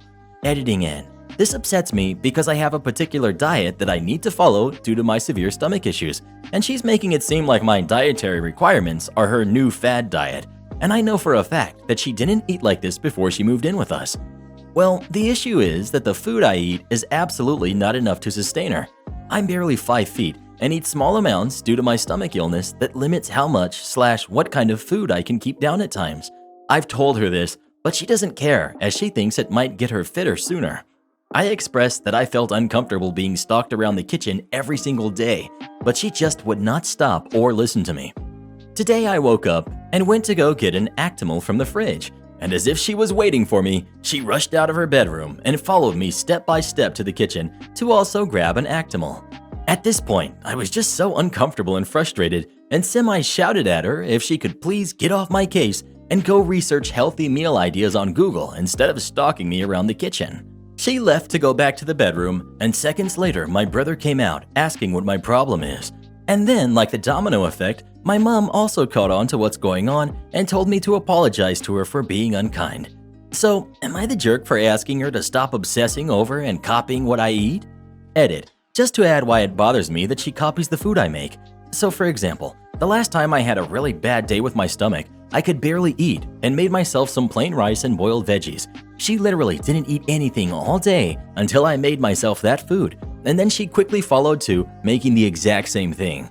That really upset me because I can't control if my illness will be bad or not that day, and it's not my choice if I have to eat super bland food, but she makes it seem like my dietary requirements are her new fad diet.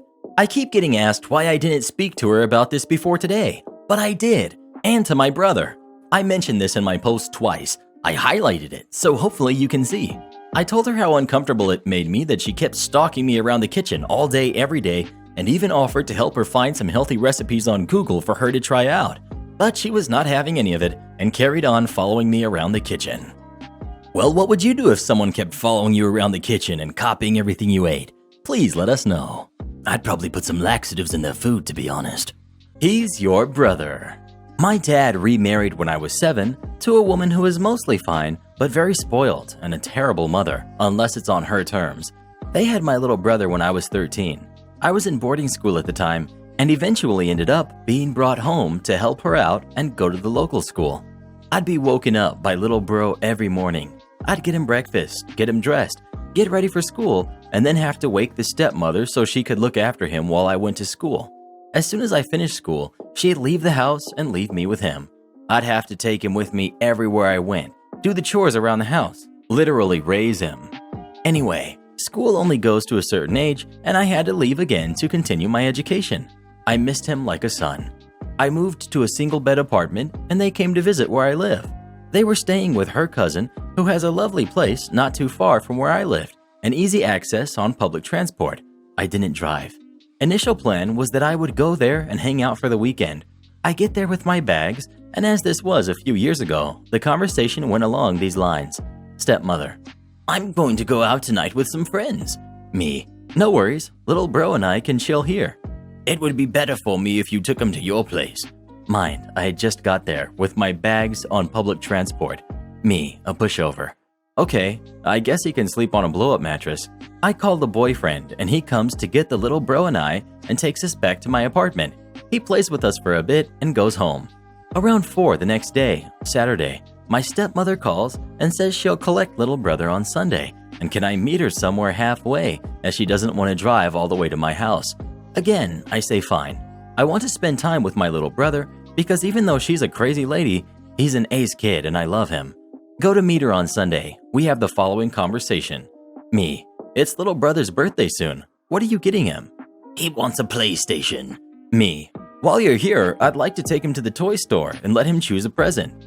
Oh, well, why don't you just buy it for him if you're going anyway? Note: I am an 18-year-old paying for her own apartment, studying full-time and working nights. I haven't taken a dime from my family since I was 15. I'd saved up just to get him a present and had a budget, and getting him a present meant that I would have another month in shoes for work that had holes. Me: I can't afford that. Stepmom: you can afford an apartment, plus he's your brother. I was gobsmacked. There's no great comeuppance. I just said again I couldn't afford it and changed the subject.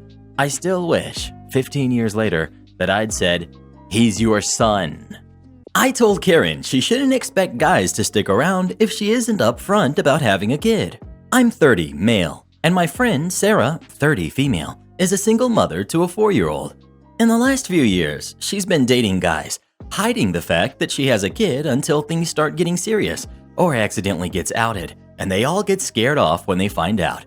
Rinse and repeat. She confided in me, asking me for insight into the mind of guys like you, single, sober, liberal-minded, financially stable, and open to a serious relationship. Now, I'm just getting back into the dating pool. I don't have kids, but it's not a deal breaker for me. I've always wanted to be a father, and I'm not hung up on biology. I've always wanted to adopt/foster at least one kid, but I told her dating women with kids requires a different approach at every stage. for everyone than women without.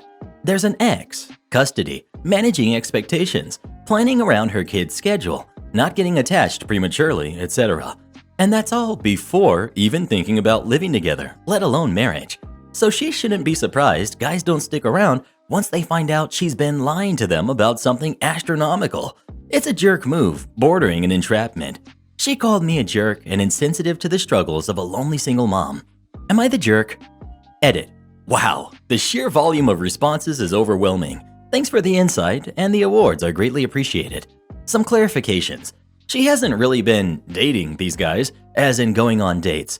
Rather, it usually begins as merely a hookup without much talking about personal stuff, but then turns into a repeating thing, and eventually morphs into something more, but without the groundwork of dating properly. Update. We talked again. I apologized for being blunt. I'm on the spectrum. I can come off as harsh when I'm trying to be sweet and the like, but reiterated my position using human words derived from your comments. Then she came clean, sort of. The whole time she was trying to gauge me out. Some background. We met 15-ish years ago, and I liked her but was friend-zoned. We became close, and at 18 we made a pact that if we're both single at 30, we'd get married. Over the years she's dated, I've dated. I shot my shot a few times in between and got rejected every time. But then she got salty every time I met someone new and tried to low-key sabotage me. At some point, I gave her an ultimatum. Either we go out and see where it goes, or she backs off. Either way is fine, but I'm not going to be her backup plan. It hurt, but I respected her choice to date her ex, who turned out to be a cheating jerk. I friend-zoned her and moved on to date my ex. With the benefit of hindsight, I'm glad we never dated. It would have never worked. Our personalities and values have evolved and are incompatible. Well, what do you think? Was OP a jerk for what he said to Karen or not? Please let us know. I've been hiding my kid from my previous marriage in the attic for 15 years. Oh, so that's what those noises were. Entitled mom won't watch her kids. They climb into the pasture with my horses. So I've referenced this story a couple of times to people and decided that I'd tell the full tale. I live in a rural neighborhood. Everyone's got 3 to 8 acres, so we're all pretty spaced out. I live on 5 acres, and my nearest neighbors are a sweet elderly couple about 1 acre from me. They're perfect. The husband does yard work as a hobby, and his wife bakes. We have a nice agreement where if I need something big chainsawed, he takes the wood down and uses it for the fireplace, and in exchange, I trade recipes and bake with his wife. Honestly, they just like the company. I own my own home, have 2 horses, a cat, and recently my mom has also moved in because she was in financial trouble. I'm happy to help as she's good company and I'd do anything for her. And then everything changed when lockdown attacked. So here's where things go south. My neighbor's son and his family, wife and 2 girls, 4 and 7, live in the nearest city and didn't feel safe. I don't blame them. And because my neighbors are saints, they opened their home and the brood moved right in. Up until this point, I was the youngest person in the neighborhood at 29. So having kids wander around is new for everyone. At first, it was no big issue. They stayed inside, got settled. Maybe they were good kids. Total long shot, I know, but a girl can hope. So one morning, I'm letting my horses out into the front pasture, a Clydesdale and a Welsh pony, and I hear the most high-pitched squealing from next door. It was so shrill, my Clydesdale second-guessed going outside, but cautiously proceeded, only to be met with more squeals. I pop my head out, and the 2 girls are literally losing their minds. And I get it, little white pony and the horse from Brave. But still, they're large animals they don't know, so they should have the sense not to approach, right? Pfft, not a snowball's chance in heck. These kids sprint to the fence shrieking. The pony runs around in panic, and the Clydesdale stands there with the same confused look I've got on my face. Then the 4-year-old starts to go under the fence. Heck no. Don't you dare climb under that fence, I said firmly, and admittedly kinda harsh, but I'll be darned if she gets hurt by my horse. I walk over to them and they look like they're about to cry, but I explain firmly that the big animals could hurt them easily and to never go over or under the fence. They go home. I clean the stalls. An hour in, I hear someone banging on my home's door and I can see through my barn's hatch door my mom and the kid's mom are having a conversation.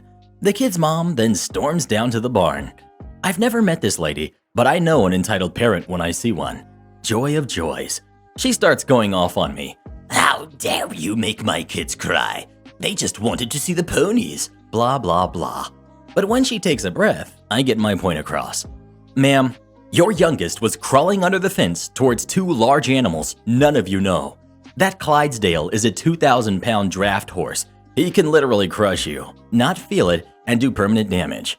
The pony looks cute, but needs an experienced hand as he is very untrustworthy, flighty, and has a tendency to bite. Your kids are not allowed near them without my consent and heavy supervision, and never allowed in the pasture with them. Do you understand? She then starts ranting about, Well, if they're so dangerous, why do you have them? Are you even allowed to have them? I should call animal control. that crap. 1, they're my personal horses. Yes, I'm allowed to have them. 2, your kids trespassed on my property. I'm trying to keep them safe. 3, this is not a petting zoo. She huffs off, I continue work. Later that evening, when the husband gets home, I explained what happened. He's understandably alarmed, and I explained how dangerous that situation is. He agrees. Not that my horses are aggressive, mind you, but it's inherently dangerous in general. You've got a 50 to 200 pound human versus an 800 to 2,000 pound horse. If you don't know what you're doing, you can be seriously injured. Pure physics. So I'm optimistic with his reaction, but no, he's often not home, so I stay cautious. Later in the next week, I'm working from home and I suddenly hear screaming. Not excited screaming, scared little kid screaming. I rushed outside and the 4-year-old is bawling in the middle of the pasture with the pony doing laps around the perimeter of the fences as my Clydesdale slowly approaches her. The 7-year-old is crying outside the fence and calling for her mom, but clearly their mom is not watching them. My initial terror recedes a bit because my Clydesdale is essentially a golden retriever in a horse's body. Sweetest pushover in the world. He's gingerly approaching her in a slow, friendly way and being as non-threatening as he can. And with him so close, the pony won't rush them. He's probably about 3 steps from her, but I yell for him to halt, and like a good boy, he does. I make my way in with them and start asking the girl questions. Are you hurt?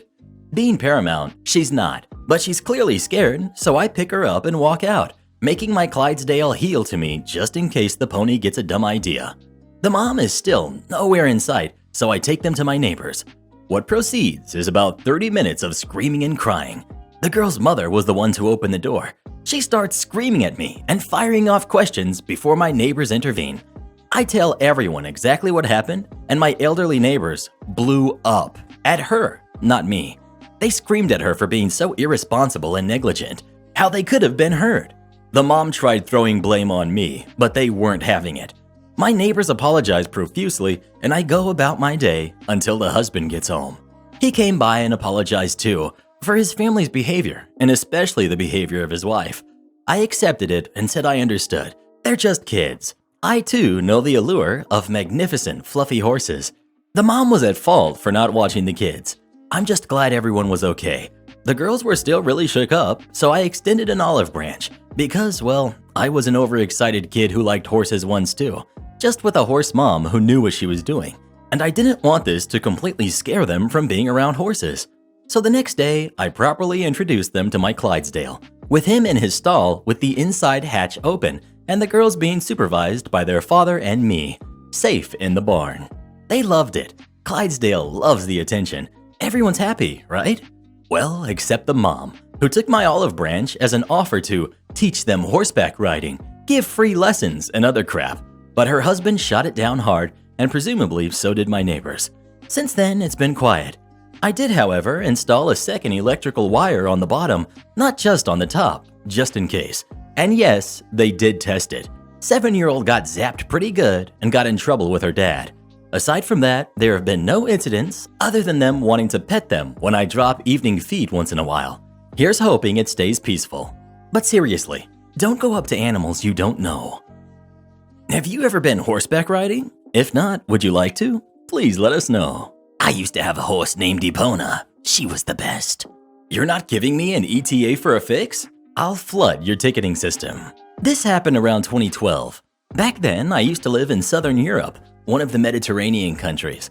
I was a university student in a remote, rural place.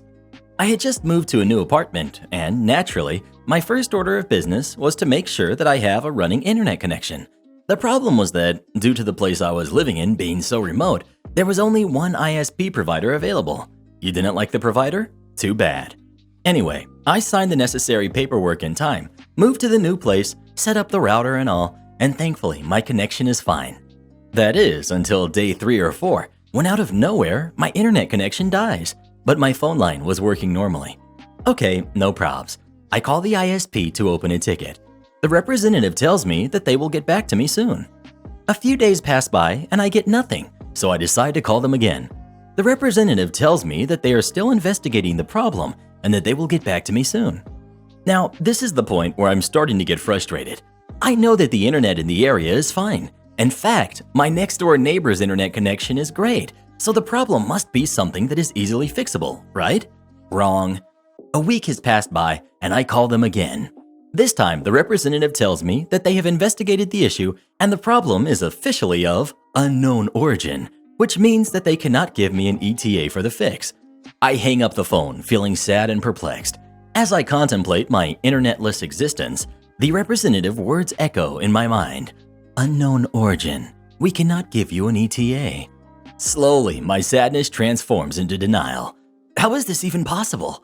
My phone connection still works, so the line is still there. And I know for a fact that everyone in the area has a stable internet connection. This must be a simple bug that is easily fixable. This can only mean one thing. Some jerk has not been doing their job properly. The denial becomes anger. How dare they tell me that they cannot give me an ETA? This should be illegal. What if my job depends on my internet connection? Not to mention that internet access is a basic human right. They are denying me my rights by not giving me an ETA. At this point, the issue stops being the internet connection. It's about the principle of the matter. As a human being and a customer, I am entitled to an ETA. I call the ISP again and I try to explain my flawless reasoning. No luck. The poor representative who listens to my rant tells me that the only thing I can do is open a new ticket. Shocked by my inability to define my fate, I accept his offer and hang up. And then a magnificent idea is born. Since the only thing that I can do is to open a new ticket, then this is exactly what I'm going to do. From that point on, I was calling my ISP provider 2 to 5 times per day. Each time, I was telling the representative the same thing. This is what has happened. I know that there are multiple tickets with my names on them already, but I want you to open a new one. Most of the representatives were pretty amused by my story. Everyone complied. A month later, yes, a month passed without the issue having been fixed. I get a call from the regional tech executive of the ISP. The call goes like this. Executive. Long angry rant. You must stop opening tickets. You're flooding our ticketing system. More long angry rant. At first, I was shocked at how aggressive the executive was. He was clearly one step away from starting to call me names, and I knew that the only reason this didn't happen was that these calls are being recorded. And then, my shock transformed into a visible, glorious joy. You see, my friends, this is the point where I realized that I was winning. Me. Well, are you going to give me an ETA for a fix? Executive. We cannot give you an ETA. The problem is of an unknown origin. Me. Then I guess I'll keep opening tickets. Executive hangs up. To cut a long story short, this exchange renewed my passion for crushing the souls of those who have wronged me, so I kept opening tickets at the same pace for another 30 to 40 days. I estimate that in the course of the total, around 70 days that this lasted, I must have opened more than 250 tickets. One day my phone rings. I pick it up and it's an ISP representative who tells me this. Mr. Lexmead, is this you? Your problem has been solved. Everyone at the ISP is talking about you. Indeed, on that day, my internet connection was back. The cool part about this, however, was that I had internet all along. Remember my next door neighbor? She was kind enough to let me know her Wi-Fi password since day one. What would you do if your internet stopped working for a month? Please let us know. Oh, don't even say that, Mr. Reddit. Talk about a nightmare. School? Nah, I think Starbucks instead. I've seen quite a few back in high school stories lately and thought I'd share my own experience. So to set the stage, I graduated high school in 2013 and my senior year was a challenge. My sister passed away. My health took a nosedive thanks to chronic illnesses that were progressively getting worse. I crashed and totaled a car. Not my fault, but not a fun experience nonetheless. I had 2 concussions. you get the idea. The first half of the year, tardies skyrocketed among the student body. The school changed the student parking areas and basically made it so that any students who drove themselves and any students who used the door closest to that parking lot were caught in a huge bottleneck, and any one student goofing off could potentially keep literally hundreds of students from entering the building. It was ridiculous. Additionally, they decreased the between-class passing period from 7 minutes to 5 minutes. Mind you, if you were to walk from one end of the school to the other when the halls were completely empty, it would take you at least 5 minutes. Add 1,200 other people to the mix, and even 7 minutes was a time crunch. So tardies increased a lot, and the administration got it in their heads that the best way to remedy this situation is to implement new punishments for being late to class. Prior to this year, after 5 tardies, you had to attend an after-school detention with the teacher of whatever class you had missed. That's it. If you skipped class, unexcused by a parent or doctor, 5 times, you received an in-school suspension. And if you missed more than 20 days of a class, excused or not, you had to repeat the class. There were some exceptions to that, but they were basically for major events. The new rules were ridiculous. If you were tardy to a class 3 times, you received a suspension. If you skipped the class altogether, unexcused, you received a suspension. All it took was once. If you received 3 suspensions, then you had to retake the class. But if an absence was excused, then there were no consequences. Oh, and they got rid of the 20-day absence/repeat rule. So on to the fun. I was just burnt out by the end of that first semester. I was stressed and upset and dealing with horrible panic attacks after my sister's passing. My body constantly hurt thanks to undiagnosed pain conditions, and I couldn't stay awake in class to save my life. I was just over dealing with BS. I spent the entire first semester running from class to class because my classes were clear across the school from each other. I lived less than 6 miles from the school, but was leaving over an hour before school started because of all the road construction going on between my house and the school. There was no way out of my subdivision that didn't involve a mile or more of closed lanes. Plus, there was construction on the road leading to the only entrance to the student parking lot. It was BS. I was a bit too tightly wound at the time. I was a straight A student, and all the AP classes I could fit in my schedule, and I had never, ever been late to class. So being late to a couple classes that first semester was extremely upsetting, but I still hadn't even managed to warrant a detention. End of the first semester rolls around, and we're all given a letter notifying us and our parents to the attendance change, except they didn't include the change to the 20 absence/repeat rule. It just wasn't there at all. They were hoping by not including it in the letter, the change would be overlooked. It was not. So second semester rolls around and my class schedule was changed because of human error, and I get thrown in a weightlifting class that I would never have signed up for if you paid me to. I was upset. I was tired and in pain, and you had better believe lifting heavy objects for an hour a day, 4 days a week was not my idea of a good time. The weekly swimming day was alright though. And then more construction showed up on my route to school, and I was late. Very late. As in, arrived to school midway through second period. So I'm in the office in tears, being written up with a suspension thanks to citywide road construction, and the attendance secretary and counselor who oversaw these matters are showing no mercy or leniency.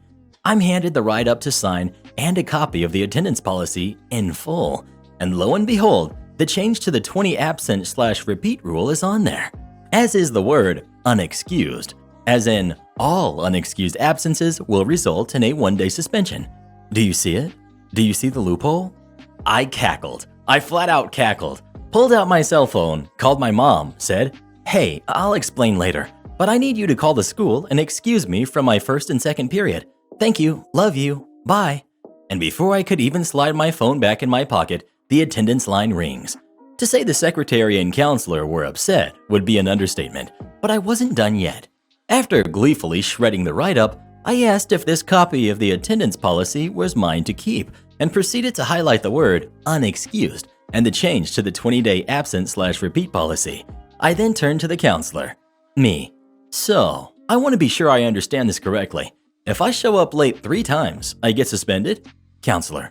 "Correct," said very snobbishly. Me. "If I ditch class, I get suspended?" "Correct," said as he crossed his arms like he was trying to be extra intimidating. Me. "But if I get my mom to call or write me a note excusing me from class, there are no repercussions?" "Correct," You could see him trying to work out if he still had the upper hand. But good luck getting a parent to agree to that. Me. And it doesn't matter at all how many days I miss. The 20-day absent/repeat rule has been eliminated in full with no replacement.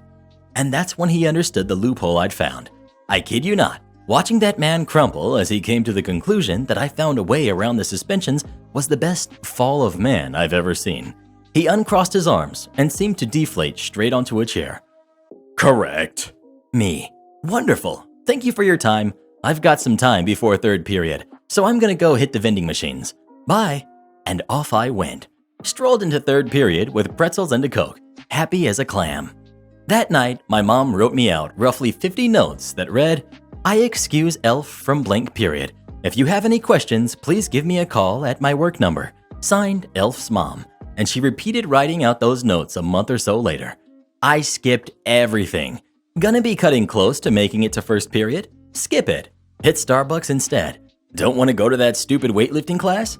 Don't. Take a 90-minute lunch instead. Overslept? Well, get some breakfast on the way to third period, but then skip that awful weightlifting class and come back for fifth and sixth periods. Need more time to study for a test or finish a project? Skip the morning altogether and only come in for that math test. Go home after second period to get ahead on that project. That weightlifting class? After the first few weeks, I attended the swimming days and the game days, soccer or dodgeball. Nothing else. Think about that. 1, maybe 2 days a week for the whole semester. If I attended 30 classes total, I'd be surprised. And of course, they called my mom to verify the notes, and she flat out told them she had supplied me with fill-in-the-blank notes, and she would gladly verify them all as legitimate. The sheer amount of times I hit Starbucks at 9 a.m. on a school day was astounding, and it was done on purpose. I was flaunting that I had skipped classes. Every time I walked into that office with a Starbucks cup and a note, I saw a little glimmer of fury in the secretary's eye. If the counselor was there, he'd lean against a wall and glare, but he couldn't do anything to stop me. Our district had a strict policy change policy, which meant that any changes to things like attendance policies and dress code had to be implemented at the start of a semester and had to remain in place for the duration of the semester. That counselor tried to appeal to the school board to change the policy at every single meeting that semester. I attended the first one. One of the school board members lost it laughing at the situation. He asked, "What idiot wrote this policy?" And that counselor turned Coke can red. They basically told him that he had made this mess, he could deal with the fallout. They returned to the previous attendance policy the following school year. But as I was a senior, that didn't matter to me. Naturally, I told others of my discovery, and soon enough, everyone was exploiting this loophole. Of course, some parents wouldn't excuse their kids, but enough would. We all showed up on count day though. My grades stayed at their previous level, and my mental and physical health improved as I was no longer running myself into the ground. All I know is that without that loophole, I would have run myself into the ground and probably ended up in the hospital. That loophole saved my life. And after all I did was ask my mother to excuse my absences. It's not my fault I was allowed more than 20. Edit.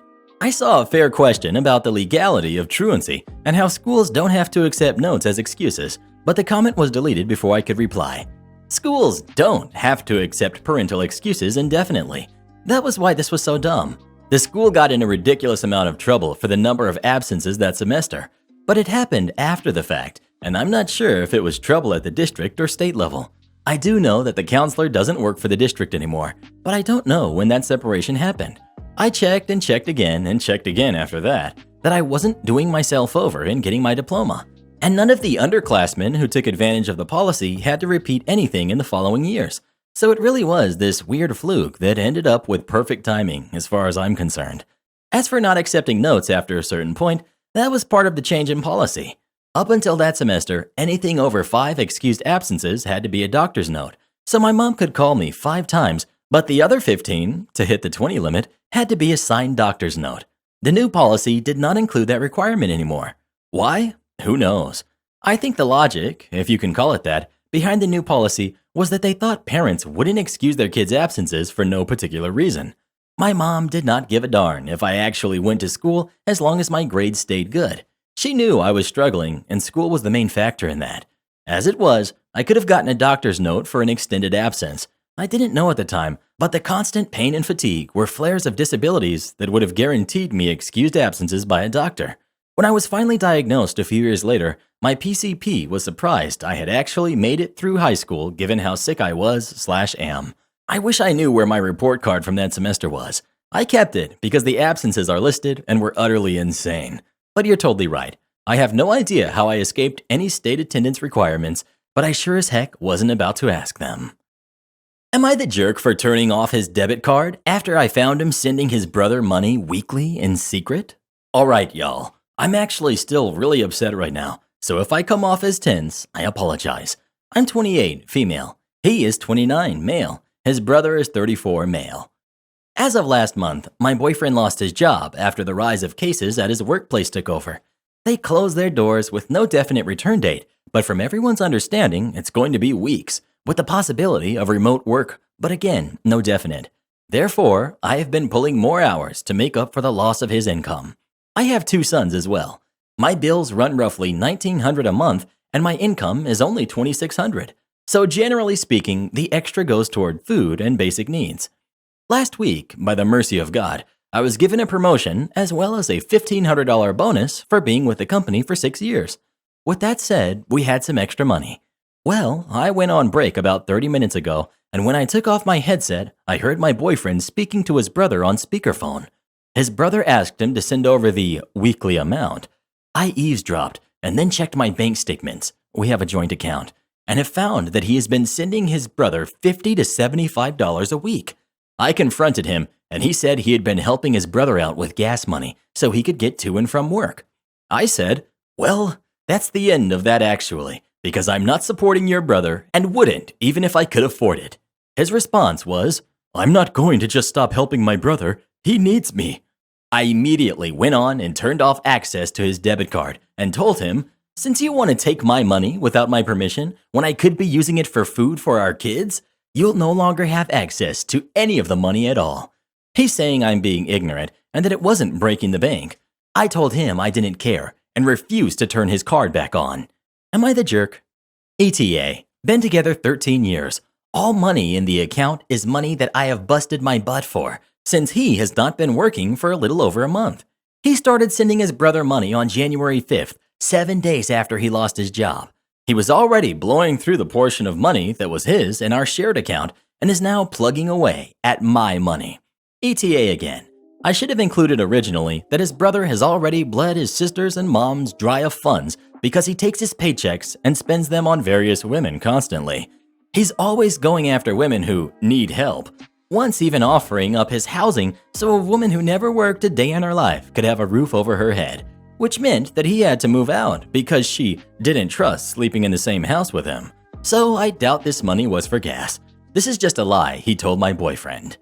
Well, what do you think? Was it wrong for OP to turn off her boyfriend's card or not? Please let us know. What's wrong is that she's not kicking him out. Where did you find these guys? I kicked out by Karen's sister-in-law and her boyfriend. Long story short, I'm 23, female, and my sister-in-law, who's 20, and her boyfriend, 20, male, have come to live with us because they got kicked out of the boyfriend's parents' house and then my in-laws' house. My in-laws struggle with substances, and my husband is my sister-in-law's only sibling. We told them they could come stay with us as long as they got jobs and sister-in-law got her GED, and they cleaned up themselves. We don't charge them any rent, and they only supposed to kick in like $200 a month for groceries when they started working. We have 2 kids, and my husband is the only one working currently. They've been here since the end of October, and only one of them is working. Altogether, I'd say they've worked maybe 3 weeks, and they're on workplace number 4.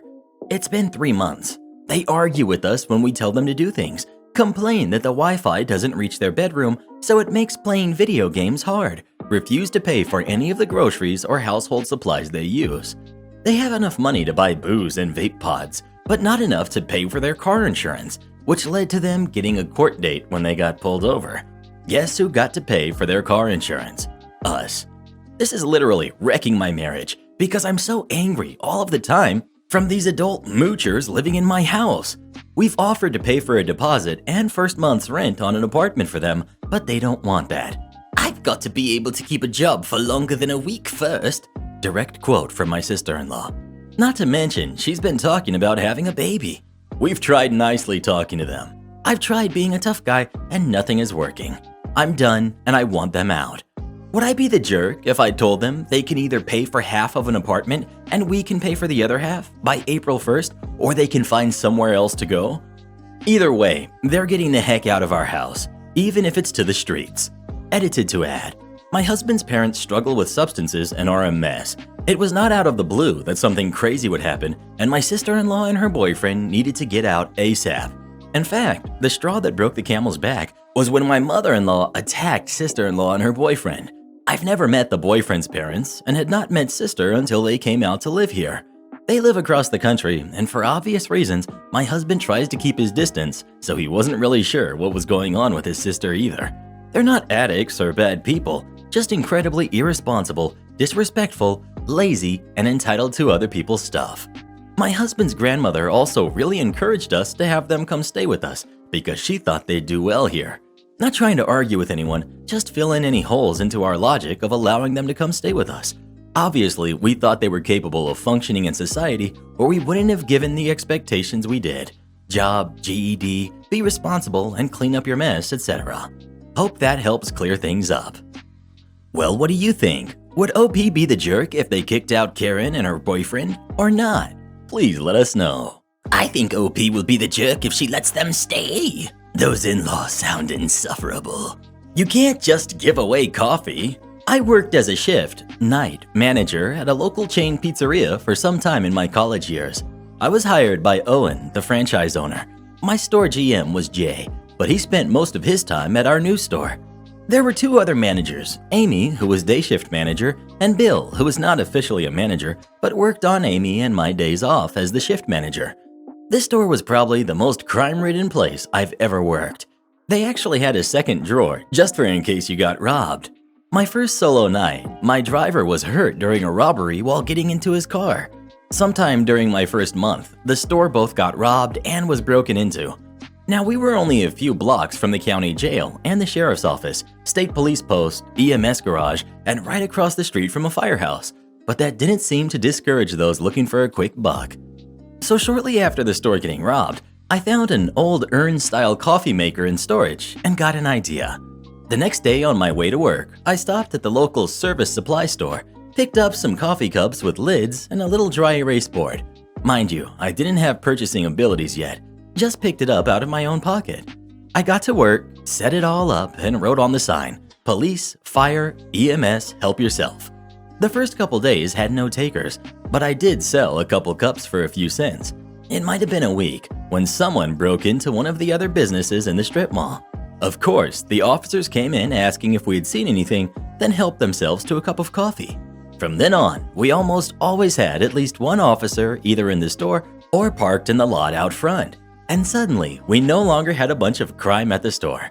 Not only that, but they were coming in ordering food. Sales across the board shot up. It was a win-win in my book. Amy and Bill had both adopted the free coffee policy, and we all took turns restocking the coffee supply since Jay barely added anything extra to the automatic order as it was. Third month woes. We had a store meeting every month. I got in first, fired up the urn, and waited as Amy, Bill, and Jay trickled in for the meeting.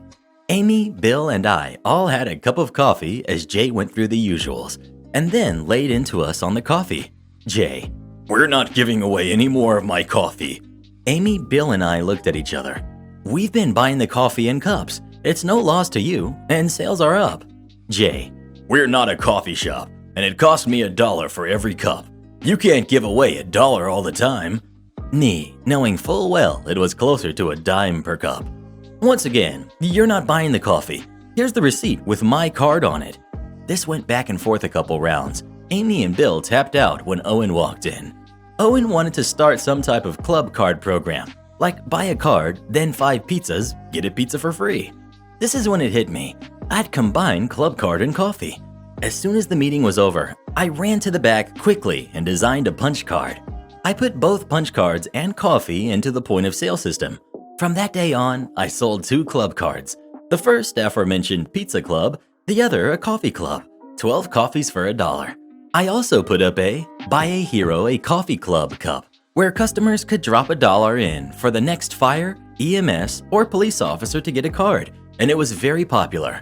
The best part was, being in the point of sale, coffee got automatically placed on the order. No need to ask Jay to approve something extra, and we could show Jay how much each cup actually cost. The heroes still got free coffee, along with a lot more customers. Jay went from thinking he was losing money on coffee to actually losing money on coffee. Owen didn't care because club cards were selling. We did so well, the rest of our stores had to start carrying coffee as well. Speaking of coffee, how do you like your coffee? Or do you not like coffee at all? Please let us know. Caramel mocha coconut frappuccino for the win. Yes. Told a Karen off while we were both waiting for our pizza. So yesterday, I, 20, male, had a friend, 16, male, over for supper. Don't worry, we were safe, and the lockdown isn't as bad here as other places, and we decided to get pizza from the pizza place downstairs of my apartment building. That restaurant is probably the only one in town that stays open on weekends, so being Sunday, they were in a rush. My friend and I sat at a table to wait until our pizzas were ready. No trouble so far. Well, they ended up forgetting our order, and we stayed there for over an hour waiting for our pepperoni and cheese before we realized something was probably wrong. No worries, things happen. They were rushed, and old boomers were giving them a hard time because of the wait. Me and my friend were talking about how, mostly in our region, boomers always complain about Generation Z being rude, but that oftentimes Gen Z are way more polite than boomers. Well, we got proven right. There was one lady in particular, in her late 60s probably, whose order was quite large and complicated, and she was waiting for the last part of her order. She was being rude and just awful to the staff. I've been waiting for 15 minutes, and I still don't have my order. We had been there for an hour, and we weren't whining. That part of my order is done. Why aren't you giving it to me? You guys are slow. Why are you so slow? Are you understaffed or something? Is there no one back there making the pizza? It's not that hard to make a pizza. How come it's not in the oven already? I looked at my friend, and he was like, "Don't do it." I said, "Hold me back, cause I'm about to tear this jerk a new one." She then asks one of the most experienced workers if she's new. That's when I lost it. Me. Excuse you, have you ever worked in a restaurant before? Karen, looking perplexed and shocked that I dared speak to her. No. Me. Then you can shut up. You can clearly see that this place is packed and that they're rushed. Karen. Why don't you mind your own business? Me. Because you're basically making it everyone's business. You're being verbally insulting toward hardworking employees who are doing their best, and you don't even know what it's like to be behind that counter, running like headless chickens to satisfy every demand of every old whining geezer like you. Take a chill pill, Karen. Karen. Ha! Trying to laugh it off because she got her feelings hurt, but still complains. Guy in the back of the restaurant. Oh, shut up, you jerk. The guy then started laughing at her and doesn't stop until she gets her order and leaves. We then laughed with the workers about the whole thing. Needless to say, they got a good tip from most people who witnessed this. We also got free cookies for the wait and for telling Karen off. Am I the jerk for calling my daughter petty for crying about not being mentioned in my award speech? In the area where I live, I've been part of a professional association for 30 years, ever since I was 26. Every year there is an event where a number of awards are given out. This year, the event was held over Zoom, and I was told that I had been nominated for the Lifetime Achievement Award. My daughter, 27, decided to get tickets. My ex-wife, 56, also bought tickets because my son, 16, wanted to be there. I was happy they decided to be there. I'm obviously on speaking terms with my ex-wife because of our minor son, and the more the merrier. My wife of a year, 30, and our son, 1, of course, were always going to be my guests, so they listened in. I honestly didn't expect to win and didn't want to jinx things by preparing a speech, but when the time came, they announced my name. I was ecstatic because this was the highest honor to be given. My wife and my son were hugging me, and she kissed me on the cheek. So I started off my speech with that I was sitting here tonight with my beautiful wife and my wonderful son. I said that I'd like to thank them for their support and owe everything I have and continue to do to them. After saying that, I didn't know how to add in anybody else, so I thanked the professional association and ended the speech. Yesterday, I was in therapy with my older kids and ex-wife, and my daughter was sullen the whole session and finally started railing against me for ignoring the 3 of them during my speech and said that my ex-wife could have been just as successful as me in my profession given how many ideas she's given me in helping me to start my business, and that they were the ones dealing with my late nights and absences and being poor for many years. I explained to all three of them that I didn't know I would win and that I was obviously going to acknowledge the people who were currently besides me, and my tongue tied. My daughter didn't seem to accept that explanation and continued crying. I finally told her that at this point, she's just being petty because of old grudges, and my son stood up and said, "Excuse us for being with you at the starting line." My ex-wife also started crying, and the therapy session ended there. Am I the jerk for thinking that 3 weeks is enough time to get over sour grapes over a simple speech? Well, what do you think? Is OP the jerk or not? Please let us know. Jerk would be an understatement, to be honest. A wholesome experience. The backstory. I have a friend who owns a bar and grill in southern Wisconsin. At the time of this story, around 2007, he needed a new kitchen manager, so he asked me. I agreed because I love to cook and would be able to set the menu. In the time I worked there, I dealt with my share of entitled people. I also had a lot of great encounters with friendly people. This is one of those stories, my friends. Now, the way my buddy ran his bar and grill was to serve families till about 9 p.m., then switch over to being a bar/club.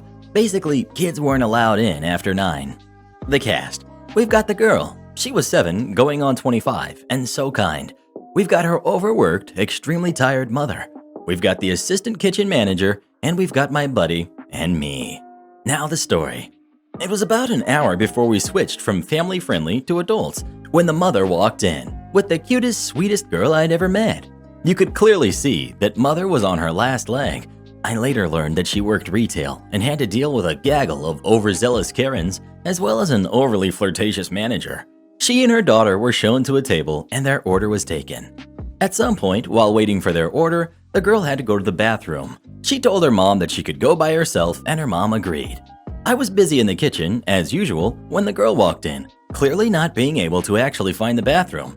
This is the conversation. Girl: "Excuse me, sir, where's the bathroom?" Me: "It's on the other side of the bar, sweetie. Would you like me to show you?"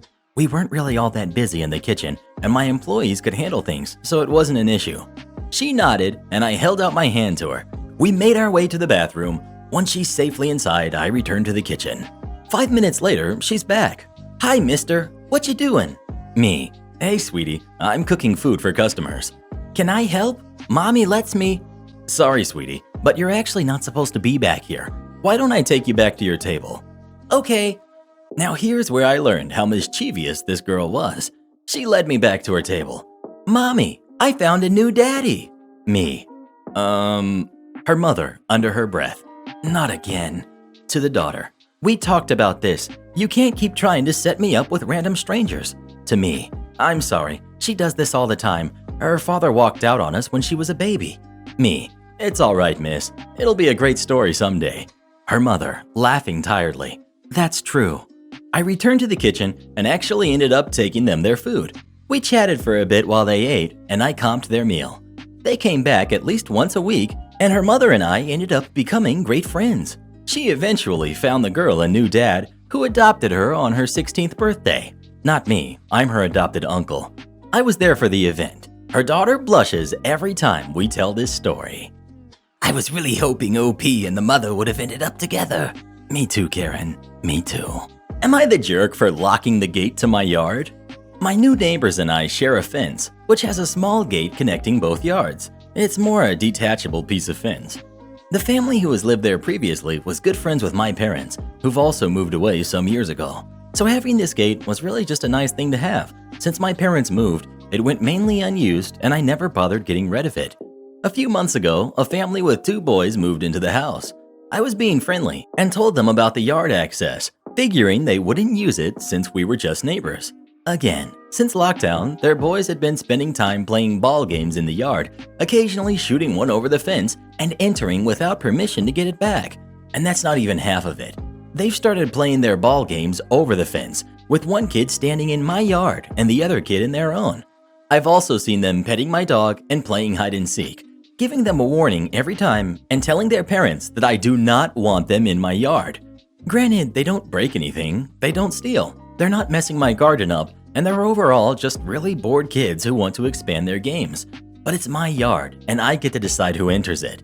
Anything else would be trespassing. They're not supervised, and I don't want them to get hurt on my property. I've told them this over and over and over again, and at last, I've decided to lock the gate with a lock. This really infuriated my neighbors because now they can't access my yard, but I could technically access theirs. So they've demanded a spare key, telling me they'd hide it from the kids so they could let them retrieve the balls from my yard under their supervision. I flat out refused because they're obviously not able to keep an eye on their kids and would definitely give them the key without thinking twice about it. Am I the jerk? No, not at all, but your neighbors sure are. You can say that again. I just wanted to share my success story I had with my backyard neighbors recently. We have lived in our neighborhood for over a year now. We have backyard neighbors. Their backyard joins to ours with a fence dividing and some trees, but we're still close together, maybe 50 feet apart. They let their dogs out all the time, and this wasn't and is not the problem we have with them. They have a 9th grader who lives with his grandparents that work all day. So when he's home alone with the dogs, he likes to get a little laid back with collecting them when they bark on the chain. When the grandparents are home, the dogs don't bark for more than a minute, but this 9th grader will leave the dogs out for 20 minutes, sometimes an hour when he's home alone. We've never talked to them and never given them trouble. If the dog barks a lot, we just put up with it. I know my local laws, and I could call and report the barking, but I don't want to start problems with my neighbors like that, and I love dogs. But this lazy kid will sit there at his back door and yell for the dogs to come for 5 to 10 minutes, and the dogs don't give a straight crap about him. So he just stands there and yells some more until he goes inside and lets them bark for a little longer. Eventually, he gets them to come. He's louder than the dogs barking when he bellows for them. Well, the other day, I finally was fed up with his screaming at the dogs, so while he was mid-scream, I opened my window and shouted, "Hey!" very short and fast. Closed my window, and that was that. Since then, the dogs have not been out and barking for more than a couple minutes, and when he wants them to come in, he actually gets his shoes on and walks over to them and grabs them. Blown away. I'm assuming he knows if his grandparents knew he was being lazy, they wouldn't be too pleased with him.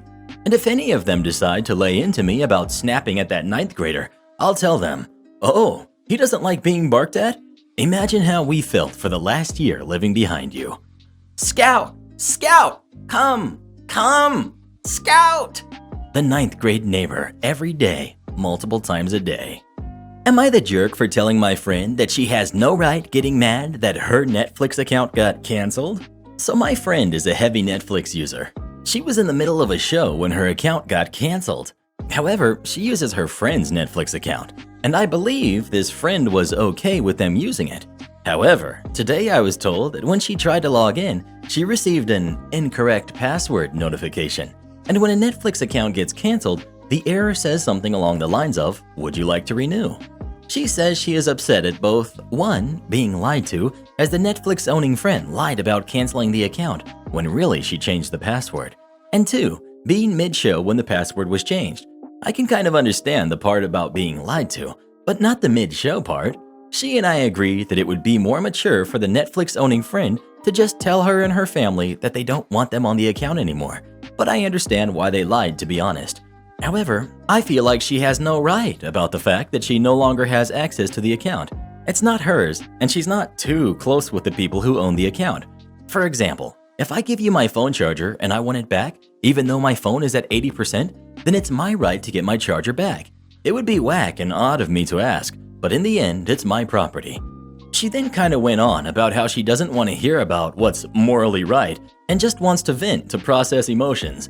I get venting and wanting to express emotions, but in all honesty, I personally think that this isn't something that is valid to vent about. I don't know. Am I just an insensitive jerk?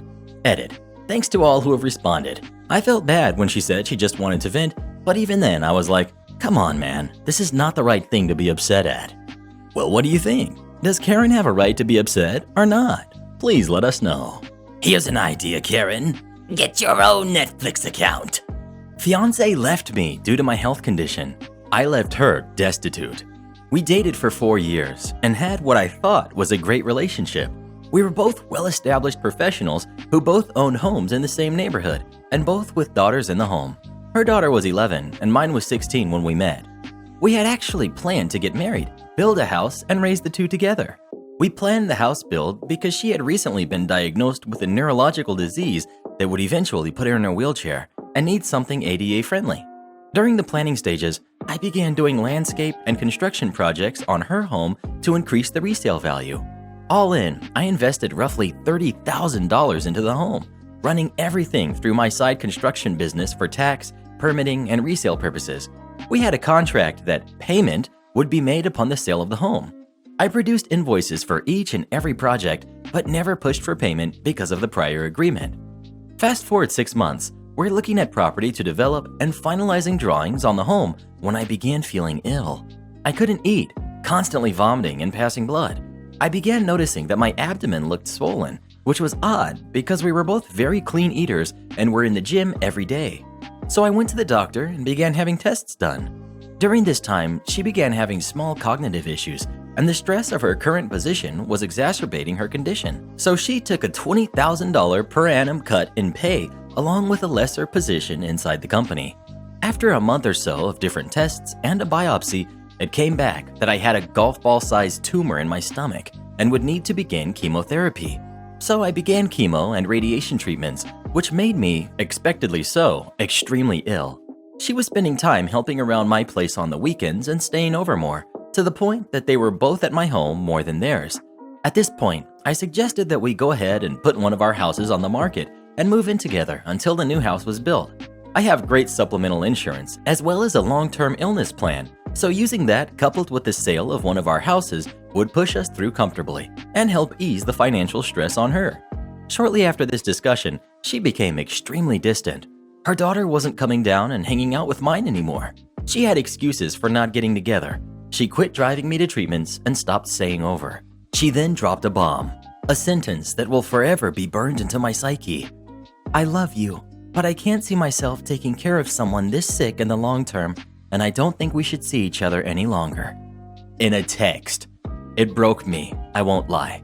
This was the first woman I had ever opened up to and planned a life with since my wife died when my kids were 1 and 3. However, I tried to be mature about it. I forced myself to understand her position and to accept what I could not change. I calmly, the next day, gathered all of her things, packed them neatly, loaded them into my truck, and took them to her house to leave on the back porch while she was at work, in order to avoid any awkward exchanges. Walking around the back and under the porch cover, I sat down in a box and saw her in the back living room, on the couch, hooking up with a guy that she had introduced me to as a lifelong friend. I had dinner and drinks with this man and his girlfriend. We had gone on vacation with them as well. I never spoke on the incident with her and simply sent her a text later explaining that I would leave her things on my side porch to pick up at her convenience. I discovered 8 or 9 months later from his now ex-girlfriend that they had broken up due to him confessing that he had been hooking up with my significant other dating back to about the time we were finishing drawings on the new home. Now I'm mad. Revenge time. At this point, I had finished chemo and radiation for the time being and was feeling healthier. I was going through some much neglected paperwork when I ran across the file that contained $32,000 in unpaid, long overdue invoices, which were promptly sent to my attorney to begin lien proceedings on the home. It turns out that I couldn't have done this a moment too soon because she was set to put her house on the market. Coupled with interest over the course of what was then 19 months overdue, the invoices were hefty. That, along with the agreement of settling them when the house was sold and attorney fees, left her with roughly $10,000 after the sale of the home and settling her current mortgage. She promptly had to back out of the purchase of another home and moved in with her oldest daughter, sister-in-law, and 2 grandkids. She also had to leave her home and begin receiving disability. I ran into her a little over a year ago, and she looked as if she had aged 20 years and was in the wheelchair we had talked about. We chatted cordially, but briefly, and I excused myself and went on with my day. A few days later, her younger daughter called me and spoke of my running into her mom and could we hang out sometime. I gave her a vague answer, thanked her for calling, and again went on with my day. The ex then called me a week or so later and began apologizing for leaving me as she did. Again, cordial but short. I thanked her for calling and hung up. She began texting, and this went on for several weeks until she asked if I could ever see us rekindling what we had, to which I replied, I can't see myself taking care of someone so sick in the long term. Remember the box on your back porch? Did you think that lifelong friend brought that over to you from my house? Good luck to you. Goodbye. I sometimes feel guilt over this, but not much and not often. Entitled mom yells at me because I won't change the price of a toy. So this happened a while ago, but it still makes me fume every time I think about it. So I'm a supervisor at a supermarket. One day a cashier calls for me to come and help with something. I get over there and it's a mom and her kid. The mom claims the toy she has in her hands was only $9. Now, we're supposed to be strict about this kind of stuff because most of the time an item has just been moved to the wrong place. Just so we're clear, we can't honor a price every time something is in the wrong place. It's a huge store, and we would be run out of business doing that. Anyway, back to the story. I go with the customer to the toy section so she can show me where she found it. I see that the toy was clearly in the wrong spot, and all 3 other toys like this are an aisle away, and they're ringing up $20. I tell the customer this, and then a crap storm occurs. We've got me, we've got entitled mom, and we've got her kid. Entitled mom. Okay, but I found it here, and you guys say you honor the prices. Me. Not if the item has been moved to another place. If all the other toys like this were in the spot, there might be an exception. But if you read the label here, it says something different than the toy you're talking about. That's not my problem. I found it here. My son really wants it, and you are going to deny it to him? I used to work here. I know how things work, and you have to give it to me for that price. Me. Ma'am, I'm sorry, but there is too much of a difference for me to change the price of an item that was in the wrong spot. Her kid. At this point, he's not even caring about the toy.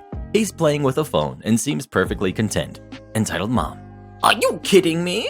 You're going to do that to my kid? He's so upset over this. He's throwing a fit.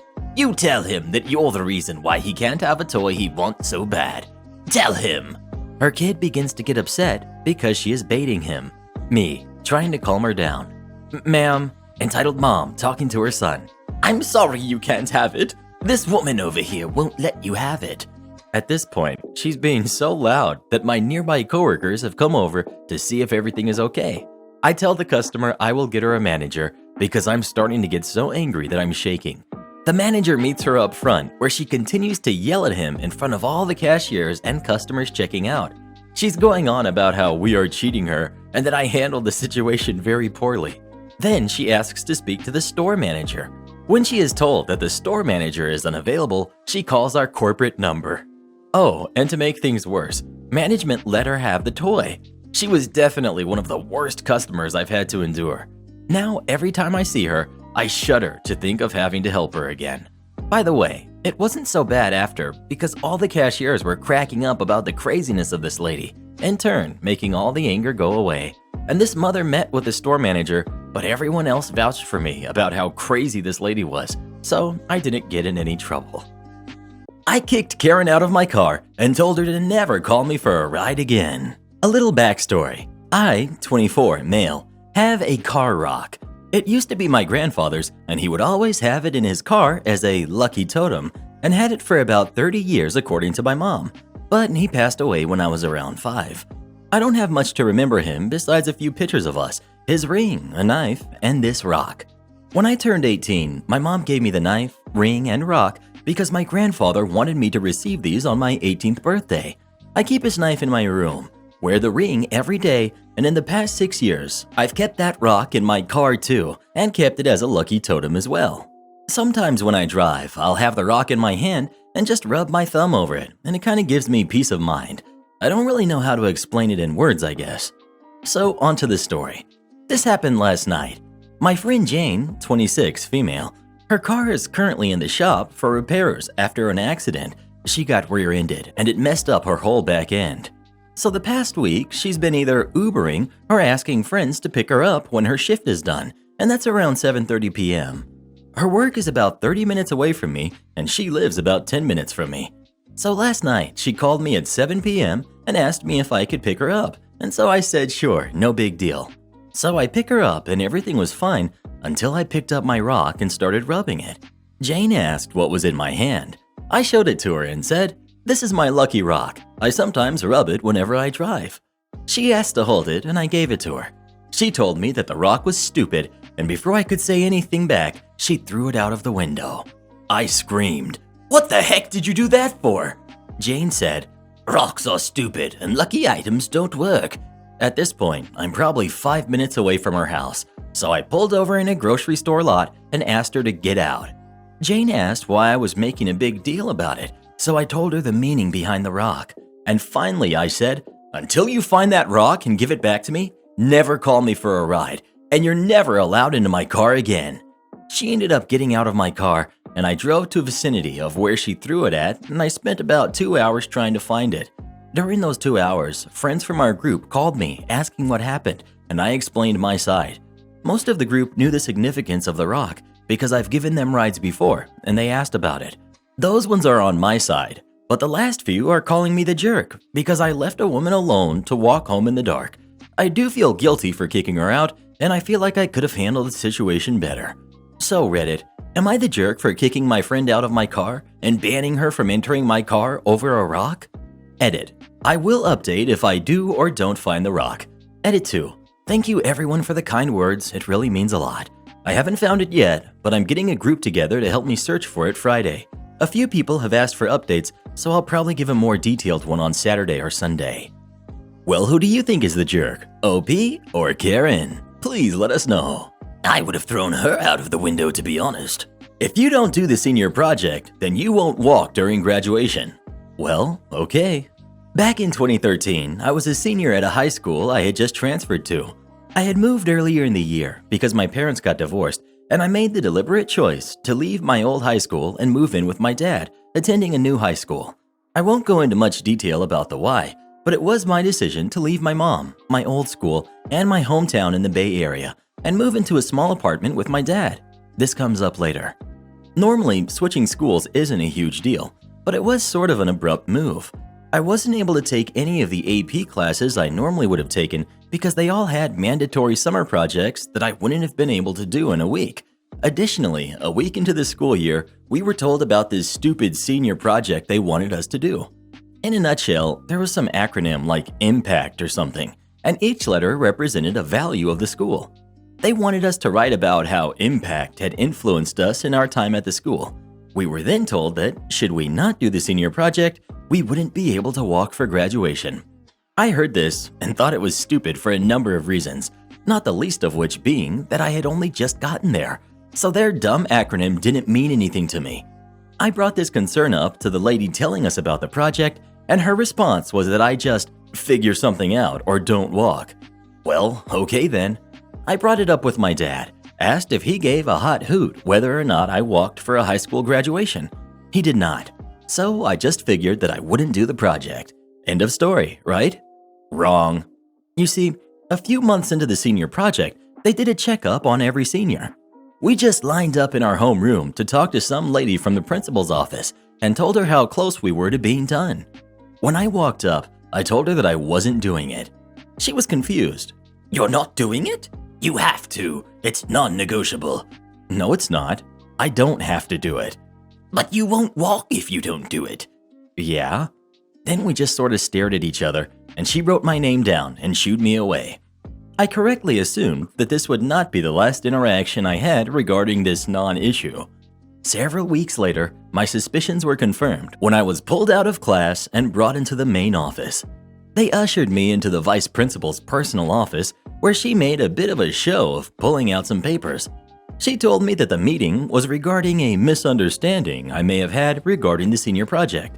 She was apparently told that I didn't know what to do for the assignment, and I chose to boycott the whole thing as a result. I quickly corrected her and explained that I very clearly understood what they wanted me to do, but that I thought it was stupid and wasn't going to do it. I also explained that I understood the penalty and was fine with it. She, like the first lady, seemed confused by this course of action and just let me leave, since there wasn't really much of a conversation to be had. A few more weeks later, I get pulled out of yet another class for the same thing. Again, I'm brought up to the vice principal for a one-on-one. When I get there, she looks like the cat that ate the canary. She begins, "So, I know you were in here a while ago, and you said that you didn't want to do your senior project." "No," I interrupted. "I said I wasn't doing the project." "Well," she continued, We had a chat with your mother over the phone earlier this week. She told us that she really wants you to walk on your graduation. I was quiet for a moment. I live with my dad. Right, but your mom said she'd like to attend the ceremony and see you walk. I don't think you get it, I stated. I live with my dad for a reason. If ever there were an expression that perfectly exemplified the dial-up tone, that's the face she made. After she collected herself, I was released and headed back to class. By this point, I was mostly just not doing the project because it was dumb, but them calling a family member to strong-arm me was crossing a line. On top of that, they tried to strong-arm me using a parent with whom I was no contact. I decided right then that no matter what, I wasn't caving into their BS. Forget the project, forget the school, forget the weird tactics they were trying to use. Though in my anger was also confusion. Why the heck did these people care so much about one guy not doing an optional assignment? Also, I made myself very clear. So, was that the end of it? Spoiler, it wasn't. A few more weeks later, I got pulled into the actual principal's office. The principal, for reference, was one of those guys that tried to make a show of being overly friendly and goofy, but to the point where it came off as superficial. When I got to his office, he was his usual extroverted self, greeted me and sat me down. So, I've heard about this whole senior project problem you've had going on, and I get it. Trust me, I really do. You're new here, so our motto hasn't had as much of an impression. So, after talking about it with the folks grading the projects, we think it'd be just fine if you had a modified project. Just do a project on one letter of impact, and you're golden. He gave me a big warm smile. No. Sorry? He asked, still smiling. I'm not doing it. His smile was slowly fading. But you only have to do one letter. It's really not that much. Yeah, I got that. I'm still not going to do it, I stated. But you won't be able to walk on graduation day. Yep. So what's the issue exactly? You called my mom? His mouth was open like he was going to say something, but I guess nothing came to mind, as we sat in silence for a good 20 seconds. Him trying to formulate an argument, and me making a Jim Halpert face. I told him if that was everything he needed to talk about, I would be heading back to class. He didn't protest, so I just left. It was after this meeting that I eventually got some context. Apparently, California schools will shuffle principals around every few years for some reason that probably makes sense, but I don't care enough to research. Our principal was going to be switching schools after the 2013 semester had ended, and one of his big plans was to leave that high school with 100% participation in the senior projects that would otherwise not affect any final grade. He used the threat of preventing students from walking at graduation to bully everyone into doing the dumb project. Almost everyone. I stuck to my plan and refused to do it. And sure enough, after the deadline had passed, they made a big deal about how happy they were that 99.6% of students completed their senior projects, even though they were hoping for 100%. And the absolute dumbest part about this exercise is stupid. After everything was said and done, I was called in one last time to the VP's office. She told me that despite my refusal to do the senior project, they were still going to let me walk and gave me 5 tickets for friends and family. I laughed, walked out without the tickets, and didn't attend my own graduation. Have you ever been forced to do a stupid school project you didn't want to do? If so, what was it? Please let us know. Ugh, I can just smell the Elmer's glue and poster boards. Am I the jerk for not giving my sister, a single mom, money for a car when I can afford to do so? I, 17 female, have an online shop that I've been running for about 2 years now. It sells mostly stickers with my custom art, as well as some other small items. I put a lot of work into it. Basically, if I'm not doing school stuff, I'm working on stuff for my shop. I love it. The lockdown has let me put in even more time. Over the past 10 months, it's really done well. I have a good chunk of money saved for university and other things. My sister, 25 female, is divorced with 2 kids, a 1-year-old and a 2-year-old. She has a job and child support. We've never gotten along. She always acted like she was embarrassed by me. She said I'm an antisocial nerd loser, which is fair. One of the things she always made fun of was my sticker hobby. She said stickers were juvenile, and I'm just creating more garbage in the world. She totaled her car recently and can't afford a new one. My parents told her to ask me for a loan. They can't afford to help her. And she sort of scoffed and asked them how much a loser like me could have. I don't even work. They told her how much I have in my bank account, and she called me demanding I buy her a new car. Not asking, demanding. She said I don't need the money, that I could get student loans like she did, and that I was a bad sister for not offering to help her out or pay her when I knew how tough she had it. She eats at restaurants all the time, buys expensive clothes and shoes and bags, makeup palettes, trips to the spa with her friends before lockdown. I had no idea she had it tough, but in fairness, even if I had, I probably wouldn't have given her money. At no point in this conversation did she mention paying me back. She said that I've never contributed anything to the family, which is a joke coming from her, and that further to buying her a new car, I should give her what I make from my dumb hobby, since as a single mom, she needs the money much more than I do, as I live rent-free at home and don't contribute to bills or groceries. The thing is, she's not wrong, but I don't want to give her a cent. She's my sister and I love her, but I don't like her very much. She's selfish and entitled, and it bugs me she just makes these demands like I'm the one being unreasonable. So I said heck no, and that she probably is too good for my baby sticker money anyway. I wouldn't want her to stoop to my level. Then I hung up and stopped responding to her texts, calls, and DMs. My parents won't force me to do anything. They say it's up to me, but that I should reconsider. She's my sister and is having a hard time, and there are 2 babies involved. They need a car. I don't strictly need the money right away like she does, and I was pretty snarky with her. So Reddit, am I the jerk? Edit. I just want to say thank you to everyone that responded. I didn't expect so much support, and I'm truly touched. I was freaked out at all the comments coming in, but you're all so nice. I've been reading everything. Sorry for not responding to everyone. I had a lot of conflicting emotions. I know my sister was being a jerk, but factors like her kids, quasi-recent divorce, and just the fact that she can be really convincing had me questioning myself. I'm sorry if this post came off as validation seeking. I can see how it would. I thought helping her might be the right thing to do, since I would if she were nicer to me, and I didn't want to be petty. But there were a lot of great comments that pointed out stuff I hadn't thought about or was just plain ignorant on, and now I feel a lot better about not giving her the money. So thank you again, and thank you for the sticker love too. Well, what do you think? Should OP give her sister the money or not? Please let us know. Absolutely not.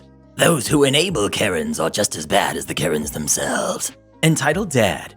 $1,500 to help out with a major debt of mine or holding on to a baby album out of sheer spite? I'll go with the spite. Backstory. Entitled Dad meets the whole checklist when it comes to malignant narcissism. He can do no wrong, no matter what. Everyone else is always wrong. Whatever. Has to have the newest, the best, nothing else is acceptable. To that end, he bought a brand new 7-seater car 5 years ago. Treated that car better than me, honestly. I was the unfavorite of the family. Even though I tried my best to be useful, nothing was ever good enough. My younger half-siblings, the household help, and my stepmother were allowed to treat me however they wanted. I had moved to his country to get to know that side of my heritage, but when it got too bad, I noped out and went straight back to my mom's country. And backstory. Life has done him a bad turn. Good. Especially after I left 3 years ago. He hasn't worked consistently, bills are piling up, and he even had a stroke, which I had to find out via telephone relay basically. As a result, he is in arrears of $6,000 US and is struggling to pay it since he cannot work. He also owes property taxes. My sister's school fees are in arrears. He can't afford medication or rehab. Now, despite all of this, I spoke with my aunt, and she told me that despite him being a jerk, she felt a little sorry for him. I don't like him either, but I said I would give him $1,500. Give, not loan, provided that he can give me the baby album I mistakenly left behind. Free money, basically, to someone I am estranged from, just for a small thing. He keeps asking her if I sent the money yet. I hadn't. Then he starts saying to her that he will send me the digitized pictures because the album is not her property. He went on about how I was blackmailing him and he's not going to stand for it. That I hate him because I won't just send the money. I don't listen. I wasn't mistreated. I just made it look that way. But who am I to be believed anyway? Imagine being able to get out of debt a bit by just sending a worthless, money-wise, album. Anyone smart would take the quiet shame of the help, as opposed to the very public shame of having your car towed when everyone in your uppity neighborhood is there to see. of having your name published in the debtors page of the newspaper. But I guess spite is keeping him alive, not the medication he can't afford to buy. He says that he's not going to stand for me blackmailing him. Fine. He can stand for the bus then when the repo people come for that stupid car. I'm done. Entitled Mom Makes Me Miss My Flight. This happened a few years ago, and I had like a vivid flashback of it while walking home the other day. I, female 26, moved to New York City when I was 18, but visited home quite often to see my little brother. My parents are divorced. I'd always ask my dad to drive me and pick me up from the airport. It's about a 45-minute drive. I almost always take the cheapest flights, which are usually red-eyes. So I've always readily appreciated it and made it clear with verbal thanks and small gifts for my dad. He's always just glad to see me, to be honest, and we always sort of cry and hug at the drop-off gate. My mom noticed this about 2 years in and started to get super huffy. Why don't you ever ask me to take you to the airport? I don't understand why you'd want to spend 45 minutes in the car with him. Stuff like that. But I knew if I did, she'd make a huge deal out of it. Plus, she's super unreliable. Years pass and I have an afternoon flight back to New York City. I finally agreed to let my mother drive me to the airport. My dad had to work anyways, so it should be fine, right? Wrong. First, my mother demands my little brother come as well, so she doesn't have to drive back home. He doesn't mind and would have come anyways, but still, the energy is already bad. Then she decides we're going to go to the only restaurant in like 3 counties that serves pho. Okay, great. I don't mind and it's near the airport, but I expressed many times that we'd need to leave early to do lunch and make my flight. The day of, she's an hour late to grab my brother and I. I expressed that we probably won't have time to make my flight and have lunch, and that she and my brother should grab it after dropping me off. She's furious, rolls her eyes, calls me a nervous Nelly, demands I go to lunch. The place is packed busy. They tell us at the door the food will take a while. I ask the lady if they can place an order and pick it up in 30 minutes, but my mom marches off to a dirty table and sits down, gesturing that the poor hostess clean it up. My brother and I are mortified, but the lady told us it's okay and that we should go and sit. Boarding starts in 15. I show my mom my boarding pass and the text alert that my flight is there. I pull up the Uber app to see if Uber even exists in this rural area. It doesn't. My little brother is trying his best to encourage that we leave, but she refuses. The whole restaurant watches as my mom yells at me and dresses me down, screaming about how I'm ungrateful, how I'm lucky that she even offered to drive me and pay for my food. She gets more and more worked up as I just stop responding, how I'll end up alone and never have kids. Then she starts talking about confidential medical information that to this day I do not know how she found out. I tried to de-escalate so many times, but she had decided to be everyone's problem. At this point, I could tell I was going to miss my flight. I didn't have the energy to care, and I was reeling from the hateful things she was saying. I stepped out to call the airline and change my flight. Our waitress stepped out after and let me know they were rushing our order. The whole staff was really kind, considering how terrible it all was. When I came back in, my brother was basically slumped down in his chair, and my mom was on her phone telling my uncle about how ungrateful I was. The food was there, but obviously I didn't want to eat. The waitress grabbed the check right away and left it at the table with to-go containers, but my mom got really mad at that even. She was like, "Don't try and accommodate this ugly girl. Look, she won't even eat your food. She thinks she's too good for it." And then she ordered more food. She asked for them to pack up 4 extra servings so she could take it home to my stepdad and sister's family. We sat there as she ate, my sweet baby brother Snapchatting me under the table trying to cheer me up. By the time the food for my step family arrived, my flight had already departed. She went up to pay, and I left a $40 tip on the table for our server. She stayed on the phone the entire rest of the way, and while my brother helped me grab my bag, she rolled down the window and yelled at him to hurry up. He asked if he could walk me to security, but my mom just sneered and said, "She's already missed her flight. We need to hurry home and take this food to everyone." I just gave him a big hug and told him not to worry. I got the next flight, tried my best not to cry while waiting. Anyways, it took a while, but we're no contact now. Looking back, it's such an insane thing to do, but at the time, I really did doubt myself. Am I the jerk for not considering my brother-in-law, my former school bully, family? I, 31 female, currently have a sister-in-law, 31 female, who isn't speaking to me or any other members of my family because she's angry that I do not consider her husband, 31, male, family. Background: future brother-in-law and I started school together in 6th grade. He and his best friend bullied me and my friends relentlessly. During that year, I had the misfortune of having every class with them, so it was a constant occurrence. I would go home and cry most days, and going to school was misery. During high school, I only had one class with brother-in-law, so we had almost no contact and never spoke to each other those 4 years, and I thought after graduation I would never see him again. Oh, how wrong I was. Long story short, after high school I met my husband, now 30 male, who is bully/brother-in-law's younger brother. We started dating and got engaged young. Brother-in-law freaked out, told husband he could do better than me, that he was ruining his life by marrying me, that he was going to end up divorced, etc. Fast forward 9 to 10 years. Husband and I have master's degrees, are happily married, 2 kids, etc. After almost zero contact during the college years, as we were in different states, brother-in-law and his wife moved to our city while he is doing his medical residency. Not only that, they move in across the street because they like our type of house better than any of the other ones they look at. So family dinners with my parents-in-law and them became a regular thing. They end up having a kid, so now we do cousin get-togethers, etc. Brother-in-law and I rarely ever directly speak to each other. We mostly just inhabit the same space and are cordial. No one ever brings up the past. After a disagreement with brother-in-law's wife a couple months ago, she blew up and said it's like I don't even consider my brother-in-law family and thought I had gotten over my dislike of him.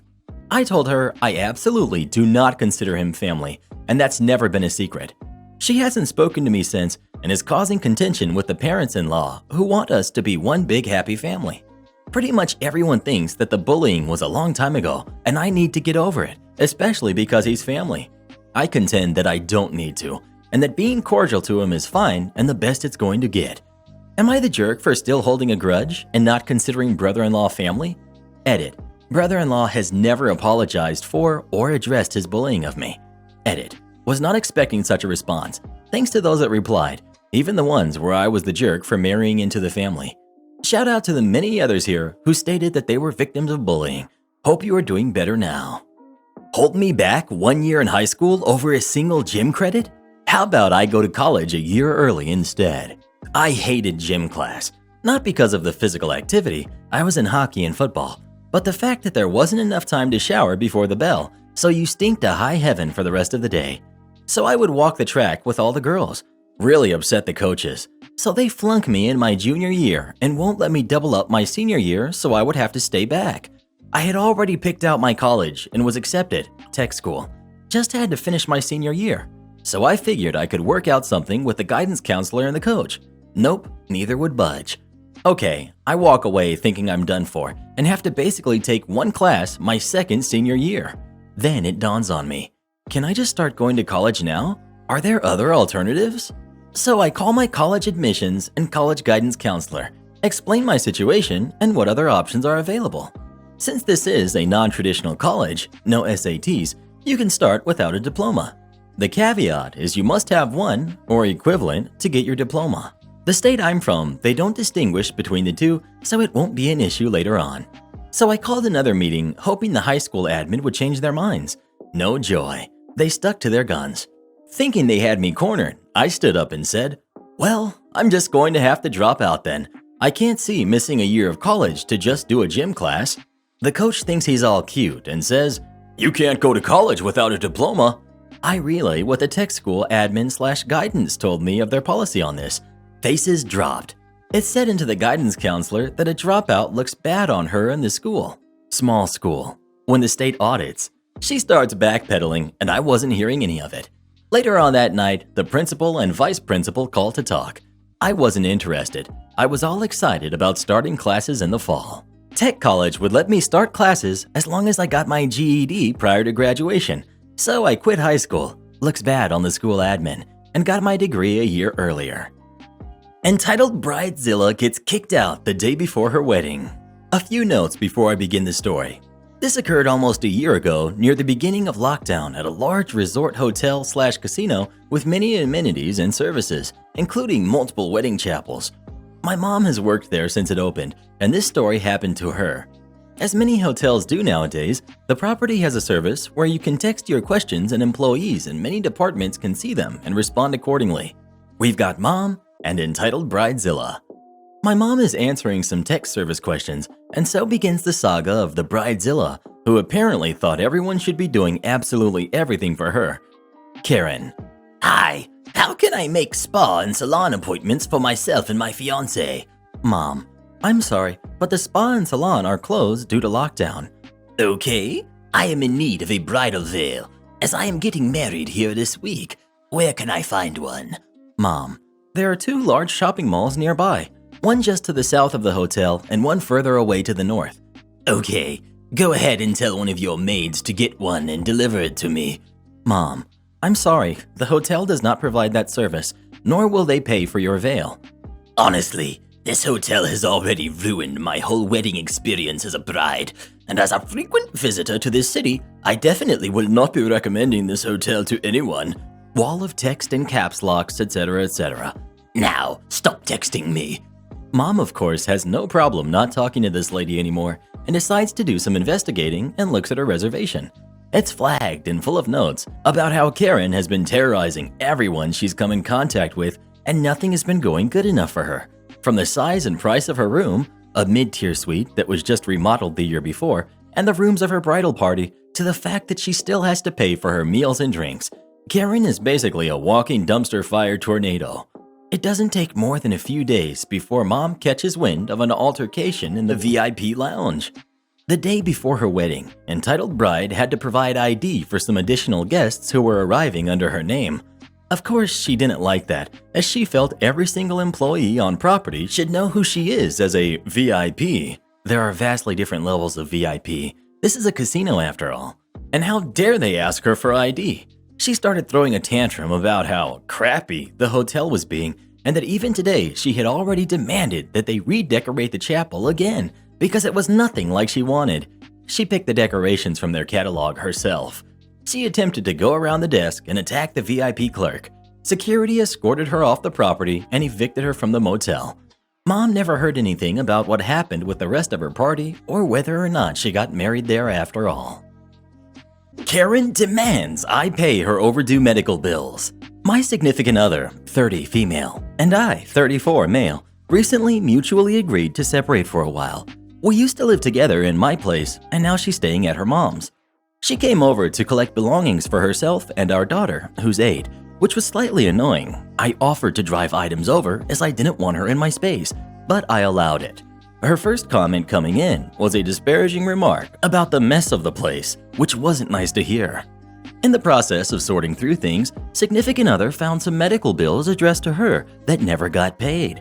Now, it's possible that I saw them and forgot to tell her, but my thinking is that she had an equal chance to see them and it wasn't on me to tell her.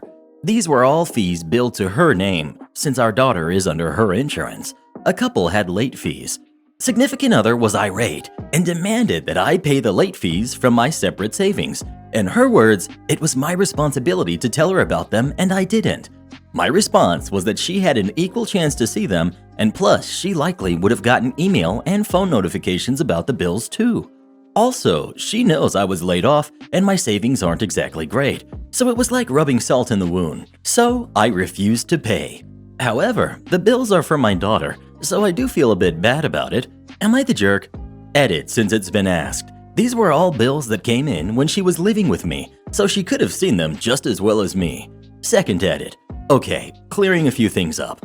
First and foremost, I love my daughter. It's insulting to even be asked. I've taken her to dozens of doctor's appointments without fail over 8 years, 9 if you count driving my pregnant significant other everywhere, and I missed an appointment 1 time. And yes, I set an alarm, but I slept through it.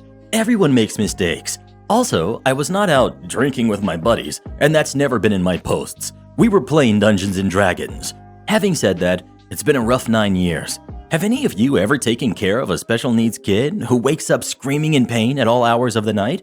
It's awful to see someone you love suffer like that, while all your time and finances circle the drain just making sure she's taken care of. I never signed up for this. I feel like I've been getting mentally eroded ever since the baby came. Then I lost my job, and things took even more of a nosedive while I desperately searched for a job, couldn't find one, and was constantly reminded of my new status as housemaid by my significant other pushing chores on me. I wasn't going to get into all of that because I was attempting to present a discrete issue here, but there you have it. As far as the late fees go, if I had my old well-paying job right now, I'd pay it in the blink of an eye, but I don't. I'm nearly bankrupt, whereas my significant other is getting regular income. It feels cruel for her to drain me more when she knows I'm in a vulnerable financial spot. She's always advocated for separate finances, and now I see why. Third edit. I apologized and offered to pay the late fees. I get it. I'm the jerk. Well, who do you think is the jerk? OB or his wife? Please let us know. Oh, I can't wait to read what our audience thinks about this. My high school tried to punish me for filing a lawsuit against them. I used it to get into my dream college. In 2008, I was involved in a federal lawsuit when my rural Texas high school tried to suspend me for wearing a shirt supporting then Democratic hopeful John Edwards. Hindsight is 2020. They said it was a violation of the dress code, which was only ever selectively enforced. My parents had my back and agreed that it was, to quote my dad, a bunch of nonsense. I'll never forget during the initial meeting when my principal called in a school board member. He said that if I got suspended, I would probably get kicked off the football team, and that could hurt me getting into college. It didn't matter. I was a miserable player and a smart kid, so it wasn't gonna be what took me to college. But the slimy fake concern as he tried to leverage my future against my speech is something that I'll never forget. Anyway, as the case goes on, the squeeze gets tighter. First, they have the football coaches try to get me to drop it. Having the football coaches talk about how my selfishness means that they can't wear Fellowship of Christian Athlete shirts anymore, trying to embarrass me in front of the team. I'm a fat kid who openly plays Magic the Gathering in high school. Hit me with your best shot. I have no shame. Next, they host a meeting with all the teachers telling me that I'm a problem and that they need to keep an eye on me in case I slip up. I found this out years after the fact when I bumped into my English teacher at a friend's wedding. Finally, they just started pulling in students from my classes to get them to say bad stuff about me. I was a class clown, so this turns into every single dirty joke, rude comment, or loud fart I ever made getting reported to school administration, which then leads to this awful little toady vice principal calling me and my parents in and reading them back in front of my mother. That one stung. My parents still knew it was BS, but who wants their locker room jokes aired in front of their mom? They used this as pretext to expel me for 6 weeks, citing inappropriate conduct. They shoved me into the disciplinary alternative education program, and I am steaming. The program is basically where they warehouse kids with emotional problems they can't handle. You just sit in a room in a refurbished insane asylum and can't do anything but read or use the computer for monitored educational purposes. You also get booted from extracurriculars while you're in there. I know at this point they want me to make a scene so they can punish me further. So I do the exact opposite. I channel all my rage and new free time into my schoolwork. Doing homework I would usually ignore because I knew I could ace the test. Now I'm doing both and my GPA is climbing. I start looking into scholarships and find a bunch that are really interested in political activism. And guess who knows a little bit about that? I apply and rip my school a new one in every one. Then I work with my dad and we find an attorney who will take our case pro bono, which means while the school bleeds fees, it doesn't cost us anything to keep it in court. I spent those weeks like a monk, motivated entirely by spite, doing everything I could to make their BS work for me. I got out, got back on all my teams, and ended up applying for a prestigious honors program at my dream school. Not only did I get in, but I got way more financial support than I thought I would. Eventually, we lost the case, but the school had to abolish the dress code anyway because they couldn't afford to get sued over it again. I don't like the idea that a school lost money, but man, they made the choice. They could have backed down whenever. Now I've graduated law school, am taking the bar in 2 weeks, and already have a job investigating government corruption. I'm getting paid to be a pain in the butt of petty authority, and it's pretty sweet. Have you ever had to follow a dress code that you thought was ridiculous? If so, what was wrong with it? Please let us know. As long as I get to wear my Live, Laugh, Love shirt, I think I'll be okay. Am I the jerk for going on a chore strike and putting down blunt rules for my boyfriend? My boyfriend moved in with me at the end of last year. He lost his job due to lockdown and was struggling with paying rent. I hated to see him that way, so I asked if he would like to move in with me. I laid down some rules. I said I wanted him to find a job, any job. Doesn't have to be amazingly paying, just to help out with the bills. But in the meantime, I said I wanted him to help me with chores, grocery shopping, cooking, general household duties, as I am paying for us both, as well as the house. In the 5 months he's been here, he has not managed to find a job. I kept linking him to job adverts, and even went as far as to ask my stepdad if he can get my boyfriend a job at his warehouse, to which my stepdad agreed to, but my boyfriend rejected the offer, saying he wouldn't be comfortable with that. Even though he would not be doing any heavy lifting, he would have been working at the cafe serving the warehouse workers. Him not finding a job hasn't been the end of the world, but what really was the last straw was when I realized that every time I finished working, I would subconsciously start cleaning up and doing the chores that he hasn't done all day. I sat down with him and first asked if he was maybe struggling with depression or anything else that may be causing him to not want to find a job or have motivation to do housework. But he replied saying he was not depressed, it's just hard to find a job and hard to find the time to clean up every day. But he said he will try and put some time aside to clean up. So I thought, okay, and hoped that would be the end. But absolutely nothing changed. And because I already tried speaking with him, I decided to pin a chart to the fridge and ask my boyfriend to put a tick next to the chores he does every day. He literally ticked 4 boxes in the whole week. 4. Anyway, when I showed him this, his excuse was that I enjoy cleaning and he doesn't. So that means it's okay for me to upkeep the whole house myself. I told him I'm going on strike, and for over a week I haven't touched a chore. He's been really upset with me over this, asking why I'm punishing him like this and calling me a jerk for forcing him to live in this kind of an environment. I told him once he starts cleaning, I will help him and it will stay like this. He needs to at least help me 50%. So, am I the jerk for going on strike? Well, what do you think? Is OP the jerk or is her boyfriend? Please let us know. Wow, Mr. Reddit, that guy sounds almost as useless as you are. Accuse me of cheating on an open book collaborative exam? Fine, I'll report myself to the Honor Council. This happened about 10 years ago at my American university. I enrolled in a class that 2 friends also happened to enroll in, an elective for our major.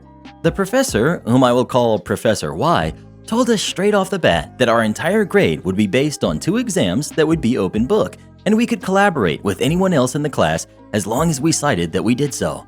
Additionally, it was the kind of exam where you could submit it as many times as you want before the deadline. Professor Y's rules, though, were that he'd grade easiest on the first try and much tougher with each subsequent try. Fair enough.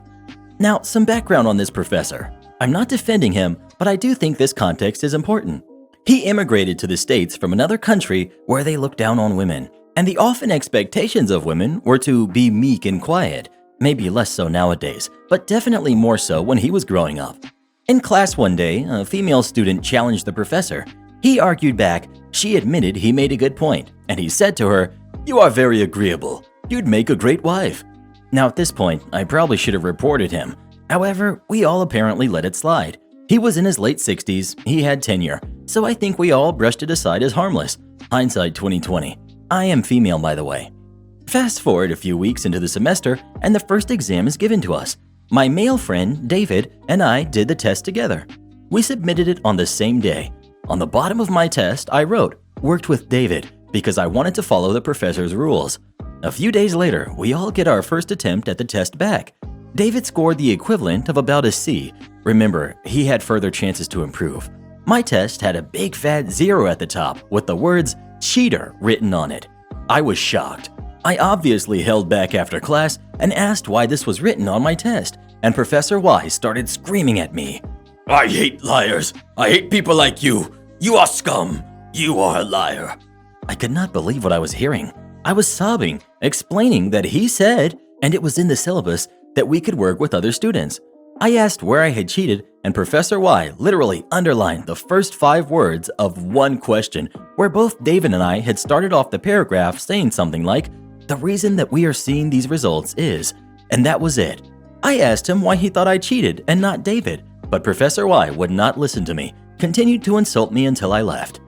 Now, my university was super strict about plagiarism and cheating.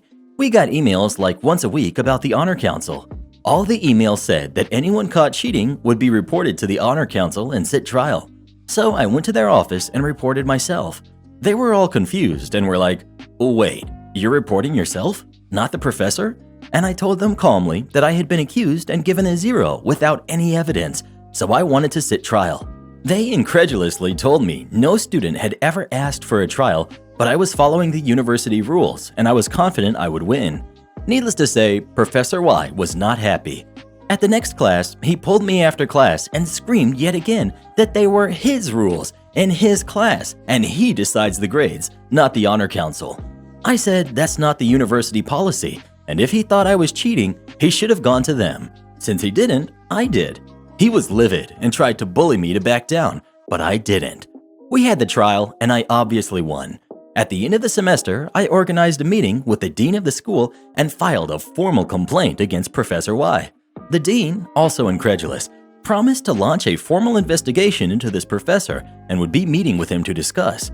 I'm sure that nothing happened besides a slap on the wrist, but even a slap on the wrist was worth it. Edit. Wow, what a nice surprise to wake up to. Thank you all for the awards.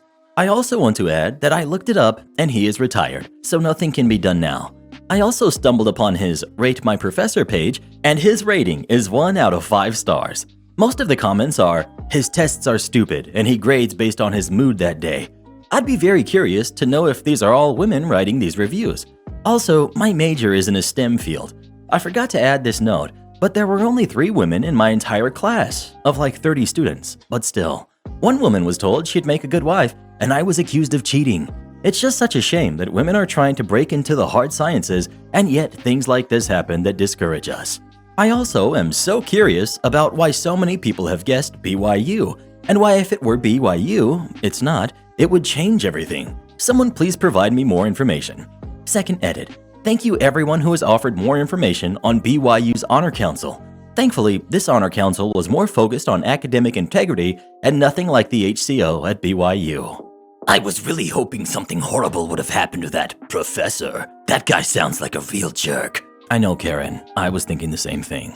Am I the jerk for giving the in-law suite to my daughter after I told my stepdaughter she couldn't have it because we were going to rent it? I have a 19-year-old daughter, W, and a 17-year-old stepdaughter, K. Husband and I have been married for 5 years. When we got married, we bought a new house that had a half-finished in-law suite in the basement with a separate entrance. Over the past 5 years, we've been renovating it and it's close to completion. Last year, Kay asked us if she could live in there during college as her dream school is only half an hour away, so it would make no sense for her to live on campus, her words. But then she could have a dorm-like experience. My husband and I said no as we had plans to either take on a tenant or make it an Airbnb. She took it well. It's nearly completed. Recently, however, W came to us and said that she's pregnant. Father isn't sticking around. She's almost done with her trade certification and can afford a baby, but apartments in our area are expensive. After discussing it, we told W she could live in the in-law suite for what she could afford in terms of rent. The suite has 2 bedrooms, a kitchen, and a bathroom. It's also soundproof, so the baby won't keep anyone up. Kay is furious. She said she asked for it first and was told no. I explained this was different and that W would pay for some rent. She couldn't. Plus, Kay lives with her mom half the time, but W's dad lives in another country. We are her only support. Kay is upset and thinks she deserves the suite and the baby can go in her old room. I said no. Are we being jerks? Edit. People are asking why can't my stepdaughter pay rent? If she got a part-time job in college, and it'd have to be part-time given her major and she plans on playing a sport, she'd at most be able to pay us $500 a month. The space is worth $1,800 to $2,000 a month. My stepdaughter can pay $1,300 a month. It just makes more financial sense for my daughter to rent it. Edit 2. People keep assuming that I'm throwing out my stepdaughter or that she thinks she doesn't have a place here. She is aware she can live with us forever if that's what she chooses. She can live in her current room rent-free while she goes to college and beyond. It's her room. Her room. We just weren't giving her the suite rent-free. She has her own room and her own bathroom. Edit 3. Many people are making assumptions about my daughter's financial state. She has shown me a plan for how she can raise this baby, and it doesn't include my money. And yes, I know the father owes child support, irrelevant to topic at hand. We also discussed it and will give Kay W's old room to be a living/office space with a mini fridge and microwave, as the suggestion of some of you. Thank you. A lot of people have said a lot that comes as projection, And please read the actual post and ask before you make assumptions about how much privacy my kids have. Well, what do you think? Was OP the jerk for what they did or not? Please let us know. Tell me to drop the class if I don't like your rules? Okay, then you'll lose 5 students and your job. This happened years ago, but a post on here reminded me of it. So when I was a freshman in college, I registered for a basic English 102 course that doubled as a humanities credit. I thought, great, 2 birds, 1 stone, despite the rate my professor for this class being abysmal at best. A few things to note. I have ADHD and dyslexia, B's, D's, P's, and G's, so I have a hard time reading most times, but especially handwritten stuff, even my own. It's also important to note that I had an ADA allowance on file, meaning I get some permissions to allow me to take classes and function as normally as possible. These permissions included use of my tablet during class to write notes and about an hour longer on tests. Well, first day of class, the professor strolls in with the arrogance and snobitude of someone who thinks they're getting tenured this year. He starts talking, going over the syllabus, and says, "There will be no phones, laptops, or technology of any kind in my class. You will write all your notes by hand," which isn't going to work for me. So I raise my hand and ask him if I can talk to him privately about the rule. That went over about as well as a lead balloon, and he starts getting snippy and says, "Anything you need to talk with me about can be found in the syllabus." But again, I said that I needed to talk to him and that it was pretty important. Finally, he just says to say it to the class. He doesn't have time to take out to deal with whining of any kind. Like, okay, dude. So I say that I'm dyslexic and need my tablet to do the notes and read the assignments, and that my ADA permissions are on file and emailed to all my professors before class. He says, "Yeah, I saw the email, but I don't care. You can do the work just like everyone else. You're not special." The class goes deadly quiet at that. I'm absolutely shocked at his bold and completely hilarious lack of awareness and care for his job. I'm staring at him open-mouthed, and he thinks he's won. He got this smug little look on his face, like I've just been told, and there are no other options, nor is there any way he'll regret his behavior. One of the girls in class finally finds her voice and calls him out on his ableism and lack of decorum. But he cuts her off, saying, "If you don't like my rules, you can drop the class." So she says, okay, and pulled out her laptop and dropped the class right in front of him. And taking the cue from her, 3 other students and I do the same, and we leave class together at the same time. I've never met this girl before, but she then asks me if I want to go to the dean, because honestly, I'm really shaken. So I said yes, and we go straight there, telling the dean of students what happened, as well as the ADA counselor.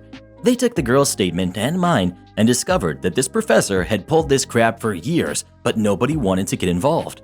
6 months later, I hear that not only had the professor not been tenured, but he was fired and blacklisted from teaching at the collegiate level. Edit. Wow, this blew up. Oh my goodness. Thank you guys so much for the awards, and I'm trying to reply to everyone, but it's a lot. I really appreciate the awards, but please don't spend real money on me. Give it to a women's shelter or ADA foundation. Entitled Karen picks up and then drops my service dog on her face and gets arrested. Okay, so my service dog of 5 years recently passed on the 3rd of this year, and I remembered this story. I'm 14, and this story took place when I was 13. Our characters, we've got service dog, Dee Dee, we've got Karen, we've got me, and we've got GS, the GameStop lady. So I was in GameStop at the mall that I went to weekly because I had ice skating classes, and I had my service dog with me. She was a psychiatric service dog trained to avoid anxiety attacks that can lead to harm to myself and others, and to alert me to when I might pass out.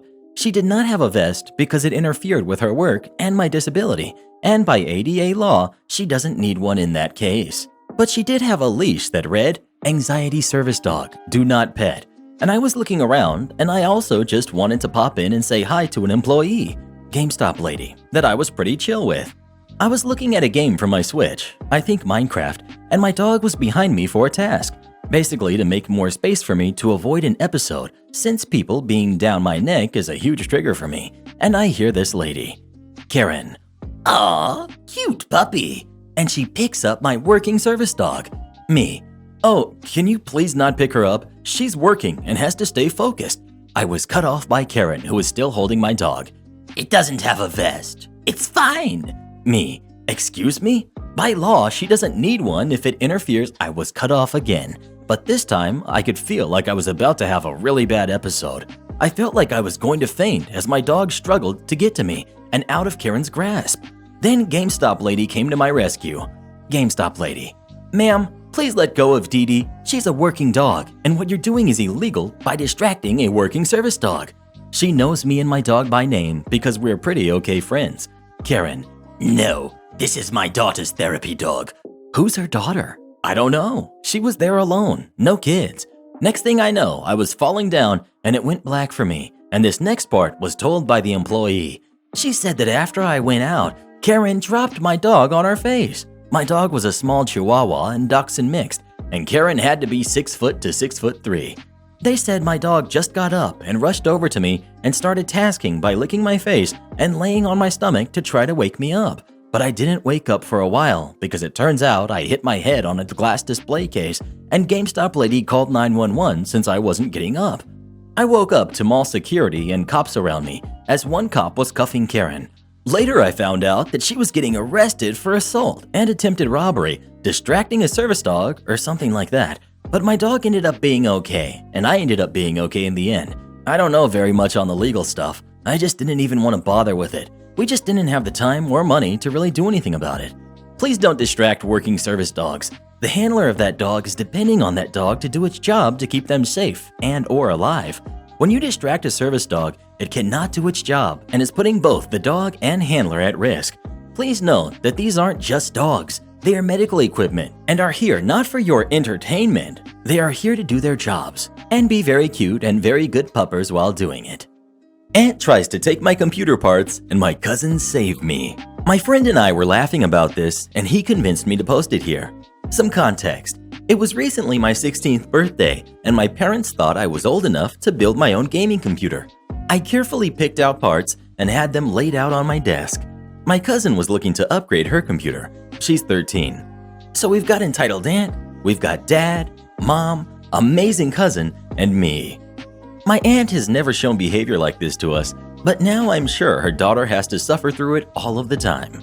Anyways, so my aunt and my cousin were visiting, among a few other family and friends, for my birthday, and my cousin and I were at my desk in my room talking about the parts, and I was showing off all of the stuff I had very meticulously placed on my desk.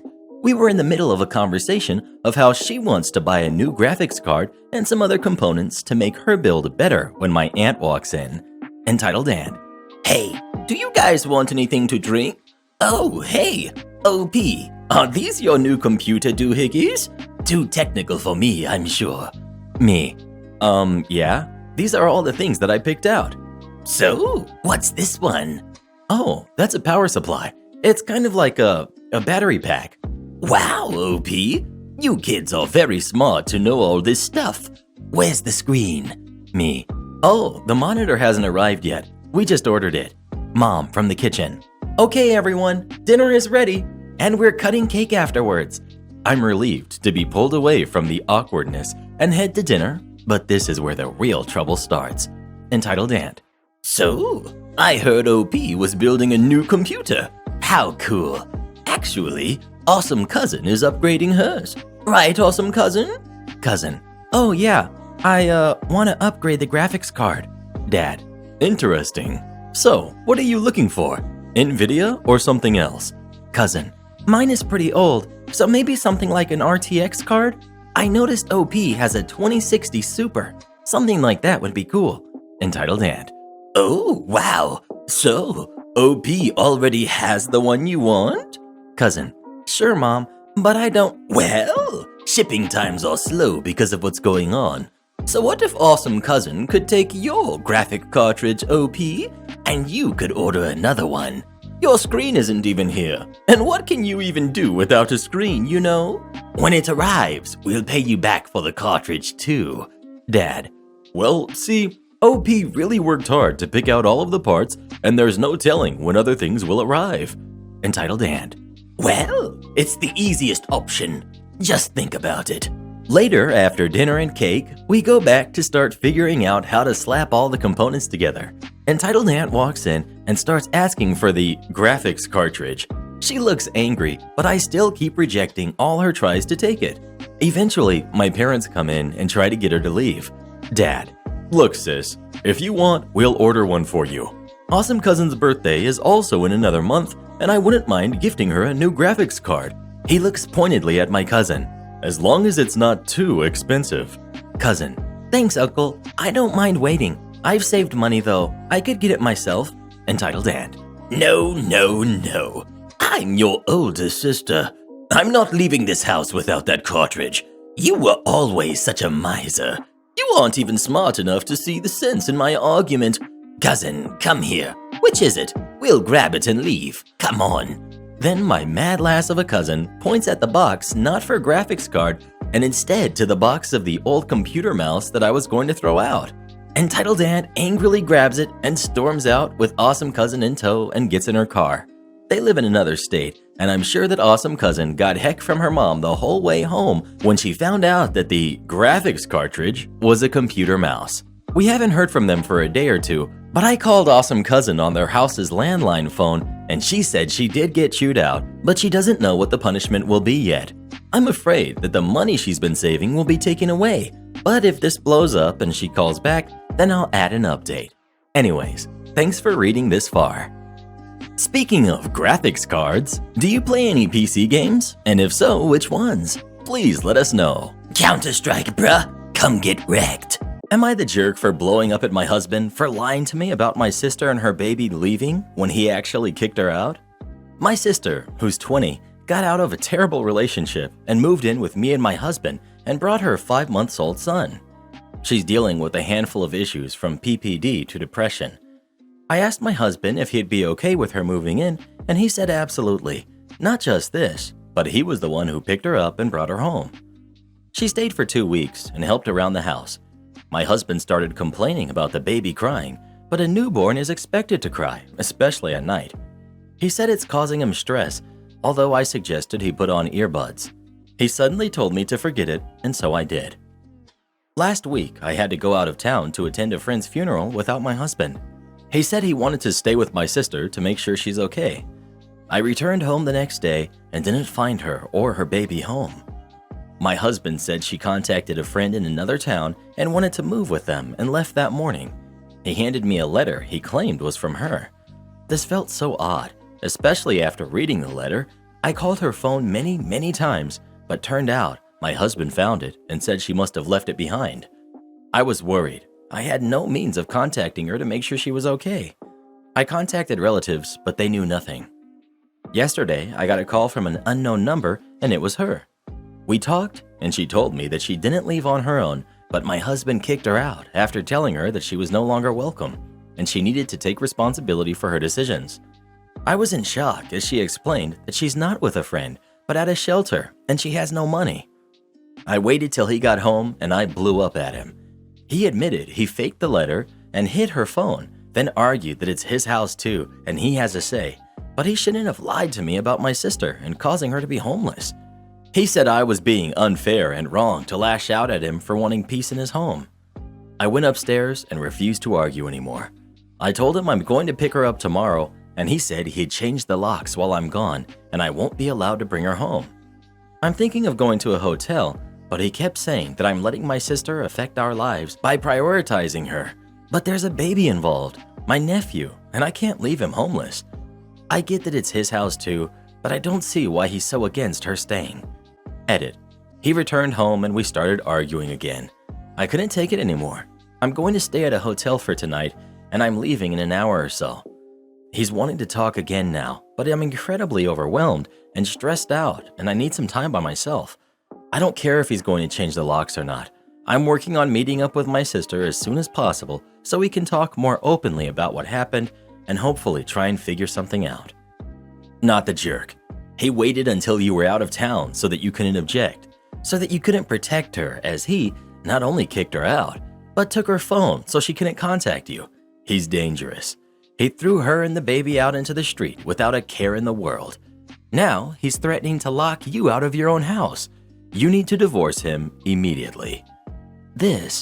He left them both out on the street and without protection because he was losing sleep and stressed. Now he's threatening to evict you from your own home. This is abhorrent. Bring her and the nephew back, consult an attorney, and get him out ASAP. Divorce the man. OMG. He went behind your back to do this to your loved one. He faked a letter. He hid her phone from you. This is completely out of proportion to anything that happened. This was unwarranted cruelty and a breach of trust. Get out of that relationship. He will absolutely repeat this behavior, not the jerk. He stole her phone and sent her to a homeless shelter with no phone. Like, I don't know anyone's numbers. If someone took my phone and sent me to a homeless shelter, I'd basically be stuck there forever because I'd never be able to call someone for help. It's super lucky OP's sister was even able to get in contact. There is a lot wrong with this. 1. The lies and manipulative way your husband went about this. I'm not sure if there's any way of walking that back. You might want to consider leaving him just for that alone. 2. He cared so little about your sister and her baby that he put her out on the street. Again, that kind of lack of remorse is kind of a deal breaker, don't you think? 3. If you're married and live there, it is straight up illegal for him to change the locks on you. I could go on, but this is more than enough. Not the jerk. Girl, run for real. This guy is bad. You can't move forward with him from here, with this being a part of your history together. Find a place, maybe with your sister as a roommate, and move on with your life. Well, who do you think is the jerk? OP or her husband? Please let us know. Hey, desperate times call for desperate measures. Just kidding, the guy's a jerk. Do this next. Tap here on your screen to come see our new podcast playlist, where you'll find thousands of hours of the best stories you've ever heard. Or tap the one on the right. That episode is specifically just for you, based on other videos you've enjoyed the most.